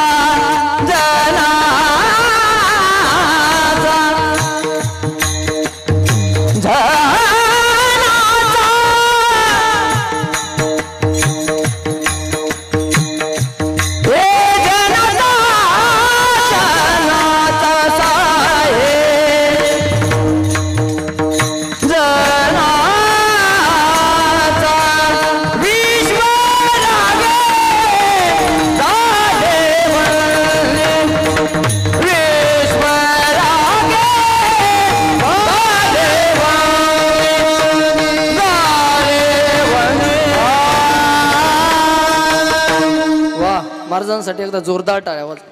खूप गोड प्रमाण महाराजांनी दिलेलं आहे. हा उपदेश मुक्ताई ज्ञानदादांना करते. ज्यावेळेला माऊली ज्ञानोबरायांची झोळी फाडली, अंगावरती शेण फेकलंय, चिखल फेकलेला आहे, माऊली ज्ञानोबराय ताटी बंद करून त्या ठिकाणी गुडघ्यामध्ये डोकं खुपसून हमसून धुमसून रडतायत.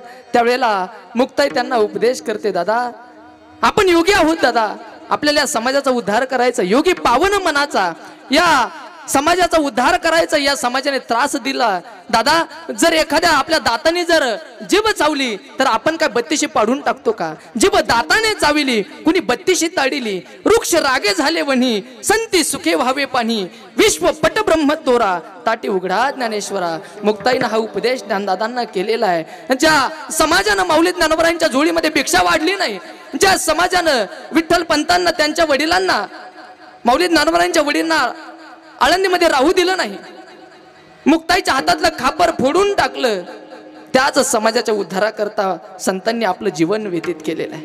ज्यावेळेला मुक्ताईनं मांड भाजलं आणि विसोबा काका खिडकीतून डोकतायत की आपण खापर मिळू दिलेलं नाही, माता ही संन्याशाचे कार्टे करतात तरी काय म्हणून बघण्यासाठी जातायत, खिडकीतून डोकतायत तर बघतायत माऊली ज्ञानोबरायांनी योगाग्नीने आपली पाठ तापवलेली आहे, जठराग्नी प्रदीप्त करून लालबुंद पाठ झालेली आहे. त्याच्यावरती मुक्ताई आपल्या चिमुकल्या हातांना चिमुकले चिमुकले मांडे बनवते. सोपान काका निवृत्ती दादा दोघेही प्लेट त्या ठिकाणी भांड घेऊन बसलेले आहे खाण्याकरता, मांड्याची त्या ठिकाणी प्रतीक्षा करतायत. त्यावेळेला सहज मुक्ताईचं लक्ष खिडकीकडे जातंय. मुक्ताई खिडकीतून म्हणते, काका या ना काका, मला इतर महिलांसारखे मोठे मोठे मांडे नाही बनवता येत, परंतु मी माझ्या चिमुकल्या हातांनी छोटे छोटे मांडे त्या ठिकाणी बनवलेले आहेत. ज्या विसोबा काकांना मांड भाजण्याकरता खापर मिळू दिलं नाही, त्या विसोबा काकांना मुक्ताई म्हणते, या ना काका, बघा निवृत्ती दादा बसलेला आहे, सोपान काका बसलेला आहे, या ना काका. विसोबा काका त्या ठिकाणी बसतायत. ज्या विसोबा काकांना खापर मिळू दिलं नाही, त्याच विसोबा काकाला पहिलं मांड खाण्याकरता मुक्ताईने दिलं. हे संतांचं जीवन आहे, हे संतांचे त्या ठिकाणी आपल्यावर असणारे उपकार आहे.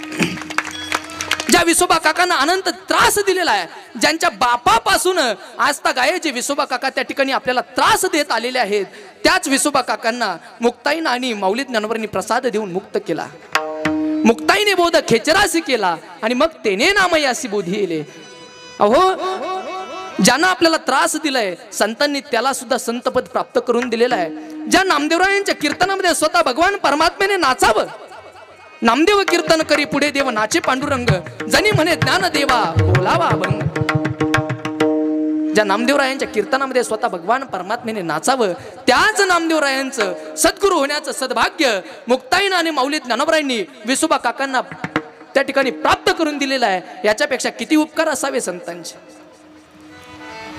आणि या समाजानं अनंत त्रास दिला तरी सुद्धा ज्ञानेश्वरी सारखा पवित्र ग्रंथ, मी मागणी संदर्भात बोलतोय बरं का, या समाजाने संतांना अनंत त्रास दिलाय तरी सुद्धा ज्ञानेश्वरी सारखा पवित्र ग्रंथ पूर्ण झाल्यानंतर निवृत्ती दादा म्हणतायत की ज्ञाना, अरे गीतेच्या 18 अध्यायांवरती तू टीका त्या ठिकाणी केलेली आहे आणि त्या ज्ञानेश्वरीमध्ये या संपूर्ण समाजाचंच हित मागितलेलं आहे. आता ज्ञानेश्वरी ग्रंथ पूर्ण झालेला आहे, आता तू तुझ्या स्वतःसाठी काहीतरी माग, स्वतःसाठी काहीतरी माग म्हटल्यानंतर माऊली ज्ञानदादा हात जोडतायत, दादा मला काहीच नको दादा, मला जर तुम्हाला द्यायचंच असेल तर मला या विश्व शांती करता पसायदान द्या. त्या विश्वात्मक देवाजवळ ज्या समाजानं त्रास दिलाय त्याच समाजाच्या शांतीसाठी, विश्वाच्या शांतीसाठी माऊली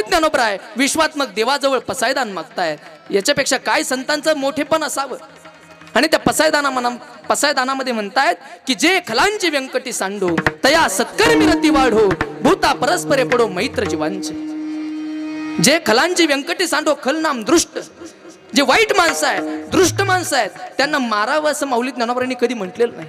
जे खलांची व्यंकटे सांडो, खल मनुष्यातला, वाईट मनुष्यातला व्यंकटपणा निघून जावं, त्याचा वाकडेपणा निघून जावं, तया सत्कर्मी रती वाढावं, सत्कार्यामध्ये त्याला रतीनाम प्रेम वाढावं आणि इतरांमध्ये आपापसांमध्ये त्याचे मैत्रीचे संबंध प्रस्थापित व्हावेत.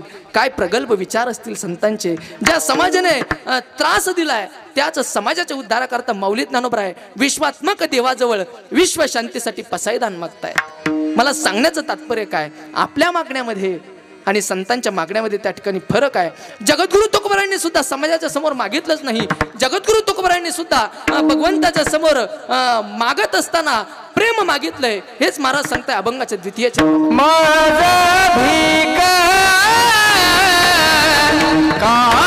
देवा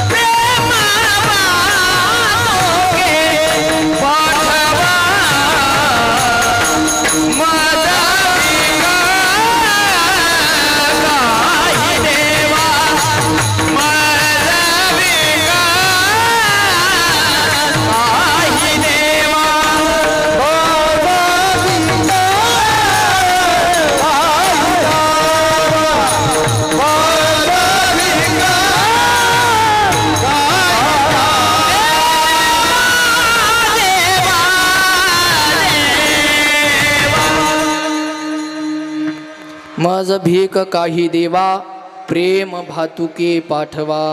जगद्गुरु तुकोबारायांनी सुद्धा भगवंताजवळ मागत असताना, दान मागत असताना प्रपंचाचं दान मागितलं नाही, श्रीमंतीचं दान मागितलं नाही, सोन्याचं दान मागितलं नाही, पैशाचं धन मागितलं नाही. मागतायत ते फक्त अंतःकरणामध्ये प्रेम दे, जेणेकरून तू मला जर प्रेम दिलं तर त्या प्रेमाच्या माध्यमातून मी या संपूर्ण समाजाला ज्ञानदान करण्याचं कार्य करेल. अंतःकरणामध्ये त्या ठिकाणी प्रेम निर्माण झालं ना महाराज, तर अंतःकरणामध्ये प्रेमाच्या पाठोपाठ भाव निर्माण होत असतो. आणि अंतःकरणामध्ये ज्या वेळेला भाव निर्माण होतो ना, त्याच वेळेला इतरांबद्दल आपल्याला त्या ठिकाणी परस्परांमध्ये आपले मैत्रीचे संबंध त्या ठिकाणी प्रस्थापित होत असतात. अंतःकरणामध्ये भाव फार महत्वाचा आहे. मी विचारेल तुम्हाला, आई आपल्याला फक्त डोळ्यांनी दिसते की भावनेच्या डोळ्यांनी दिसते? डोळ्यांनी दिसते की फक्त भावनेच्या डोळ्यांनी दिसते? भावनेच्या डोळ्यांनी दिसते महाराज. भावनेची दृष्टी जर नसेल तर ती आई नाही, ती बाई आहे. भावनेची जर दृष्टी नसेल तर तो बाप नाही, तो माणूस आहे. आणि भावनेची दृष्टी नसेल, या व्यासपीठाची माफी मागून जाईल, भावनेची दृष्टी जर नसेल तर ती पत्नी दिसेल, अन्यथा ती एक भोगण्याचं साधन दिसेल. म्हणून अंतःकरणामध्ये भाव फार महत्वाचा.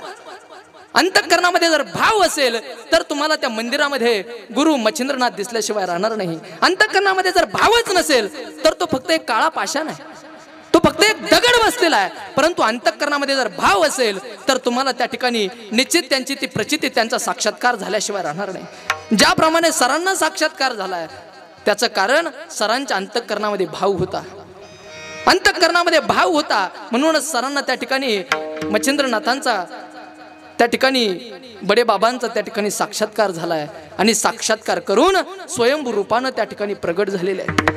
म्हणून अंतःकरणामध्ये भाव फार महत्वाचा आहे दादा. आणि भाव निर्माण होण्याच्या अगोदर अंतःकरणामध्ये प्रेम फार महत्वाचं आहे. प्रेम जर अंतःकरणामध्ये असेल तर अंतःकरणामध्ये भाव निर्माण होतो आणि भाव निर्माण झाला तर मग आता विश्वात्मके देव येणे वागयज्ञ तोषाव तो शोनी मज द्यावे पसाय दान हे. या अंतःकरणामध्ये भाव प्रगट झाल्यानंतरच हे प्रगल्भ विचार त्या ठिकाणी वाणीतून बाहेर पडत असतात. म्हणून जगद्गुरु तुकोबरायांनी त्या ठिकाणी भगवंतांनी त्यांना अनेक प्रलोभनं दाखवली. तुम्ही धन मागा, तुम्ही संपत्ती मागा, परंतु जगद्गुरु तुकोबराय भिकारी म्हणून उभे राहिलेत आणि भीक मागत असताना प्रेमाची भीक मागितली. ज्या भगवंतासमोर जगद्गुरु तुकोबरायांनी प्रेमाची भूक मागितली त्याच भगवंताचं आपल्याला सर्वांना एकदा नियमाप्रमाणे भजन करायचं आहे. म्हणून सर्वांनी एकदा मोठ्या प्रमाणे हात वरती करा. सर्वांनी. आळस आला का एखाद्याला? तुम्हाला आळस आला का? पुढच्या जो हात वरती करणार नाही त्याला त्याच्या शेजारच्याची शपथ नाही, शेजारच्याची नाही, गुरु मच्छिंद्रनाथांची शपथ. केले का सर्वांनी वर? कृष्ण महाराज घे यांच्या बोटातल्या अंगठ्या काढून.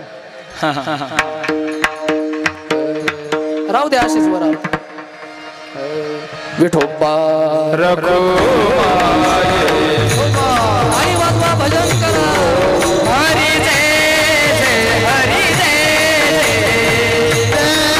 हरी हरी जय जय हरी जय हरी जय हरी जय जय जय जय हरी जय जय जय जय हरी जय हरी जय हरी जय जय जय हरी जय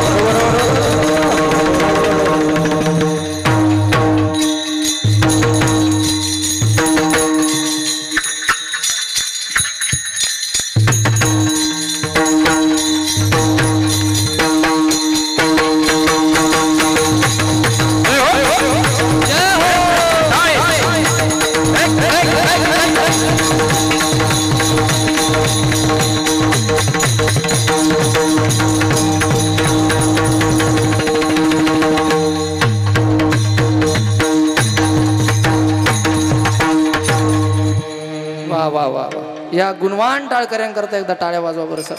हात खाली घ्या. कारण या ठिकाणी टाळ घेण्याचं भाग्य ज्याला त्यालाच प्राप्त होतं ज्याचं पूर्वजन्मेचं काहीतरी पुण्य आहे.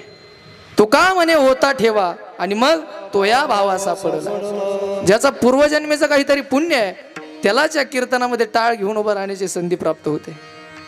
आणि म्हणून तुम्हा सर्वांना सुद्धा खूप खूप धन्यवाद. तुम्ही सुद्धा गोड देवाचं नामचिंतन केलेलं आहे. आता तुम्ही जे वरती हात केलेले होते ते आता खाली घ्या. घेतले का? वरती हात करण्याकरता मला 10 वेळा सांगावं लागलं. असो, आज जगद्गुरु तुकोबराय भगवंताच्या समोर दान मागताय आणि दान मागत असताना भगवंताच्या समोर प्रेम मागताय आणि प्रेम मागितल्यानंतर देवाला सांगतायत की बाबा याचकांचा भार घेऊ नये येर झार. तू याचकांचा भार घेऊ नको. त्यांना येरझारा मारायला लावू नको, हे महाराज तिसऱ्या चरणामध्ये सांगतात. म्हणून आपण सरळ सरळ घेऊ. महाराजांनी त्या ठिकाणी भगवंताच्या समोर दान मागत असताना धन संपत्ती काहीच मागितलं नाही, फक्त प्रेम मागितलं. त्याचं कारण प्रेम हे देवाचे देणे. प्रेम जर आपल्याला कोण देऊ शकतं तर भगवान परमात्माच आपल्याला प्रेम देऊ शकतो. हा संसार आपल्याला प्रेम देऊ शकत नाही. संसाराने जर प्रेम दिलं असतं, मला सांगा, बालपणामध्ये जो संसार आपल्यावरती प्रेम करतो तो तरुणपणात करतो का? आणि तरुणपणात जो संसार आपल्यावरती प्रेम करतो तो म्हातारपणात करतो का? आता एखादा म्हातारा ज्याचे दात पडून गेलेले आहे, ज्याचं तोंड खोबऱ्याच्या वाटीसारखं झालेलं आहे, त्याला लहानपणी लोक त्या ठिकाणी गुजू गुजू गुजू गुजू बाला करायचे. आता तोंड खोबऱ्याच्या वाटीसारखं झाल्यानंतर दाट नाक मुख गळू लागले, लाळ आणि शेंबूड श्वानापरी गती झाली, अवघे करती हाड हाड. अशी जर एखाद्या म्हाताऱ्याची परिस्थिती निर्माण झाली, आपली परिस्थिती निर्माण झाली, कुणी आपल्याला म्हणेल का गुजू गुजू बाबा एक पप्पी देता का? म्हणाल का कुणी? पण लहान मुलाचं त्या ठिकाणी लगेच मटामटा त्याचे मुके घ्यावं वाटते. त्याचं कारण बालपणामध्ये हा संसार प्रेम करतो, तो संसार तरुणपणात करत नाही. आणि तरुणपणामध्ये जो संसार प्रेम करतो ना, जो प्रपंच प्रेम करतो ना, तो म्हातारपणामध्ये करत नाही. म्हणून संसारासमोर त्या ठिकाणी जगद्गुरु तुकोबाराय प्रेम मागत नाही, प्रेम मागताय. पण कुणाच्या समोर? तर भगवंताच्या समोर. विठ्ठल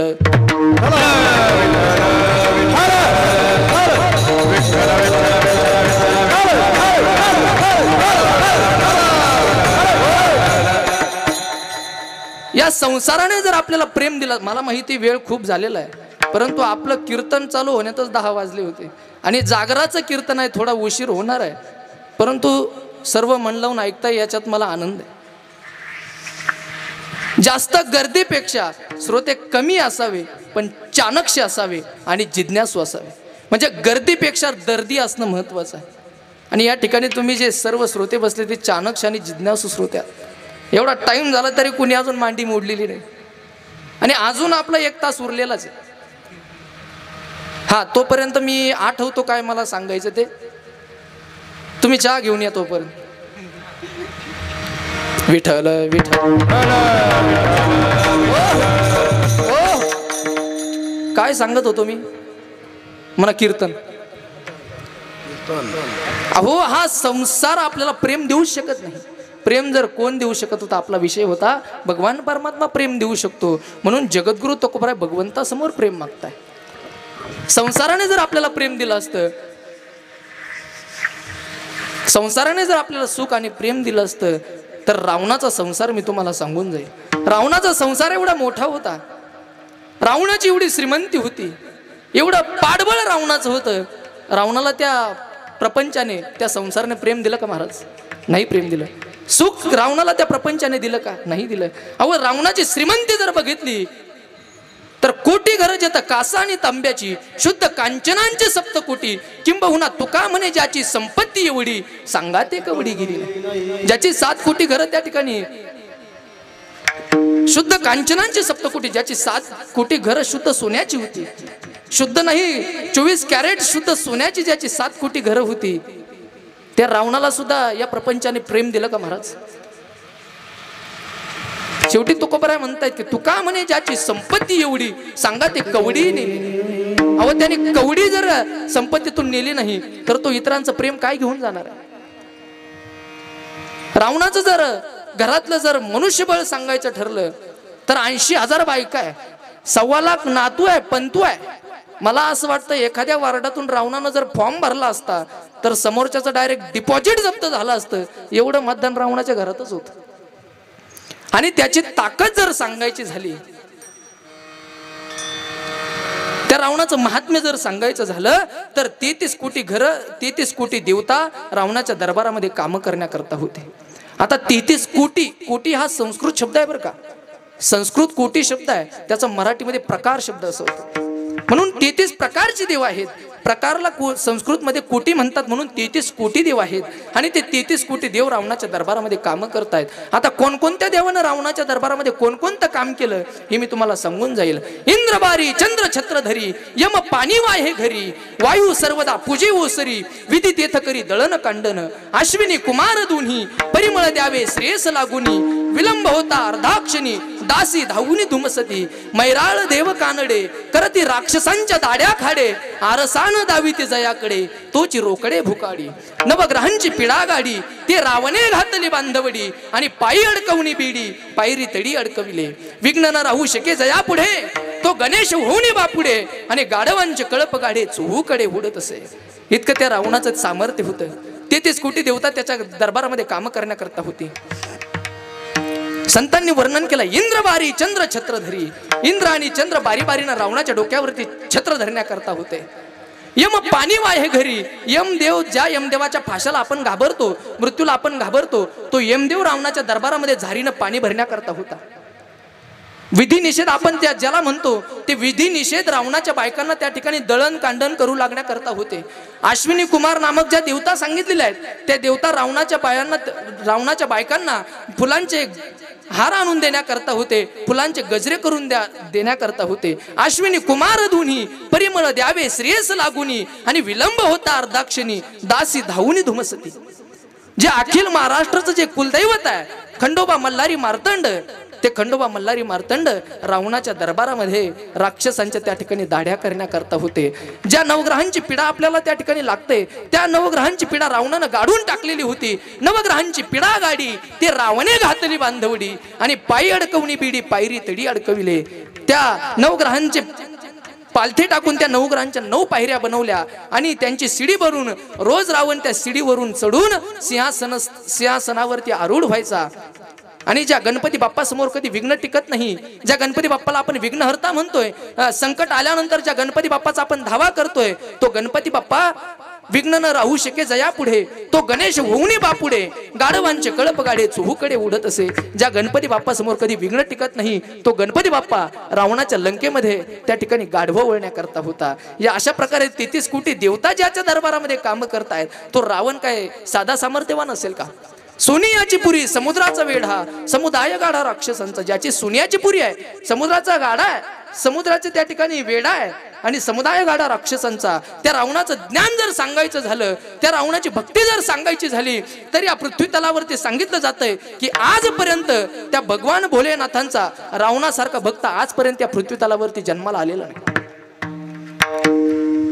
त्या रावणानं संस्कृत मधून त्या शिव भगवान भोलेनाथांचं तांडव लिहून ठेवलेलं आहे की जटाटवी गलज्वल प्रवाह पावी दस्तले गलेवलंब्य लंबितम भुजंग तुंग मालिकम डमट डमट डमट डमट निनादवट डमर्वयम चकार चंड तांडवम तनोत्तुन शिवम शिवम जटाकटाह संभ्रम भ्रमनिलिंप निर्झरी विलोलवीची वल्लरी विराजमान मूर्धनी धगत धगत धगत ज्वल लाटपट्ट पावके किशोर चंद्रशेखरे रति प्रतिक्षणम मम धराधरेंद्र नंदिनी विलासबंधु वंदुर स्फुरदिगंत संतती प्रमोदमान मानसे जटा भुजंग पिंगल स्फुरत्पना मणिप्रभा कदंब कुंकु मद्रव प्रलिप्तति वधूमुखे मदांध सिंधु रसपुरत्व गुत्तरीय मेधुरे मनोविनोद मद्भुतम बिबर्तु भूत भरतरी हे शिव तांडव लिहिण्याचं काम रावणानं केलेलं आहे मग मला सांगा ज्या भोलेनाथांचं संस्कृत मधून शिव तांडव महापंडित ही त्याला पदवी देण्यात आलेली आहे मग तो रावण काय साधा असेल का त्याची भक्ती बघा त्याचं पाठबळ बघा त्याचं सामर्थ्य बघा त्याचं ज्ञान बघा एवढा रावणाचा प्रपंच त्या ठिकाणी श्रेष्ठ होता एवढी त्याची श्रीमंती होती तरी सुद्धा त्या श्रीमंतीने रावणाला प्रेम दिलं का महाराज नाही म्हणून प्रेम रावणाला दिलं नाही याचं कारण असं आहे की रावणाच्या अंतःकरणामध्ये अहंकार होता राम आणि रावण एकाच गुरुचे 2 शिष्य होते दोघेही भोलेनाथांचे शिष्य होते परंतु प्रभू श्रीरामचंद्रांच्या मनामध्ये भाव होता की माझं जे अस्तित्व आहे ते माझ्या गुरूंमुळे म्हणजे भगवान भोलेनाथांमुळे आहे आणि रावणाच्या मनामध्ये अहंकार होता की माझ्यामुळे माझे सद्गुरू आहे म्हणून शेवटी रावणाला मरावं लागलं म्हणून त्याला त्या ठिकाणी प्रेम कमवता नाही आलं संसारानं त्याला प्रेम दिलं नाही परंतु ज्या प्रभू श्रीरामचंद्रांनी भगवंताची भोलेनाथांची सेवा केली हरिहरा भेद नाही नका करू वाद एकमेकाचे हृदय गोडी साखरेच्या ठाई अशी सेवा करून ज्यांनी भगवंतासमोर त्या ठिकाणी दान मागितलं त्यांना भगवंताने प्रेम दिलेलं आहे त्यांना या संसाराने सुद्धा या भगवंताने सुद्धा त्यांना दानामध्ये प्रेम दिलेलं आहे म्हणून दान मागायचं प्रेम मागायचं पण कुणापुढे देवापुढे मागायचंय आणि संसार पुढे का मागायचं नाही? त्याचं कारण संसार आपल्याला प्रेम देऊ शकत नाही. म्हणून महाराज म्हणताय की प्रेम मागितलं, परंतु देवाला सांगतायत की जे याचक तुझ्या दारामध्ये येतील त्यांचा तू एरझार घेऊ नये, याचकाचा भार घेऊ नये एरझार, त्यांचा भार आणि त्यांची एरझार तू घेऊ नको.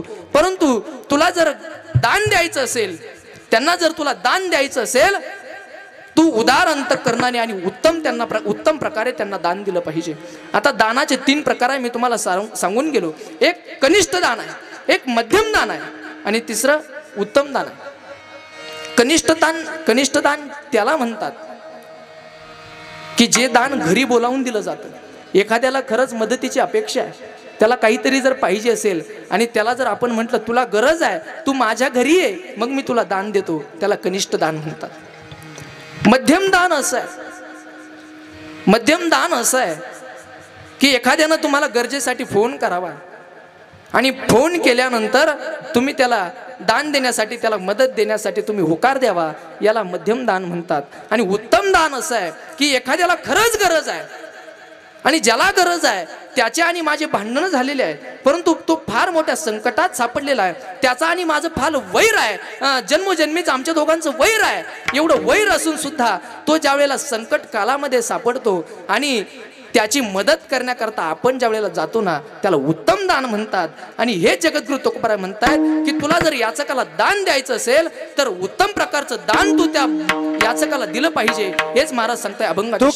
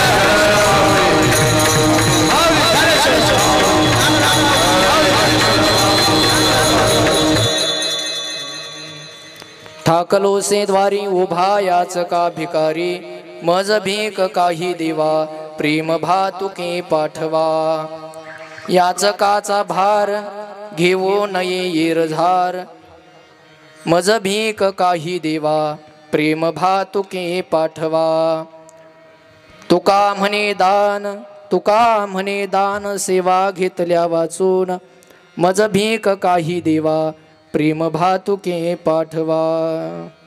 या अभंगातून जगद्गुरु तुकोबरायांनी भगवंताच्या समोर भीक मागितलेली आहे, दान मागितलेलं आहे आणि मागणी मागितलेली आहे. म्हणतायत की भगवंता तुझ्या ठाकलवसेद्वारी तुझ्या दारावरती मी याचक म्हणून उभा आहे, तू मला भीक दे, दान दे, परंतु भीकामध्ये मला काय दे तर मला प्रेम दे. तू याचकाचा भार घेऊ नको, त्यांच्या येरझार तू घेऊ नकोय. तुला जर त्यांना दान द्यायचं असेल तर तू त्यांना उत्तम प्रकारचं दान दे. हीच भीक, उत्तम प्रकारच्या दानाची भीक, प्रेमाची भीक जगद्गुरु तुकोबराय आज भगवंताच्या समोर मागतायत. वेळही खूप झालेला आहे. एखादा म्हणाले महाराजांनी भीक मागायची शिकवली, परंतु 11:15 वाजले. सांगितलं काय, नुसती भीक मागायची सांगितलं. परंतु जागराचं कीर्तन आहे, नियोजनामध्ये इकडून तिकडा शेवटचा दिवस म्हटल्यानंतर उशीर होतच असतो.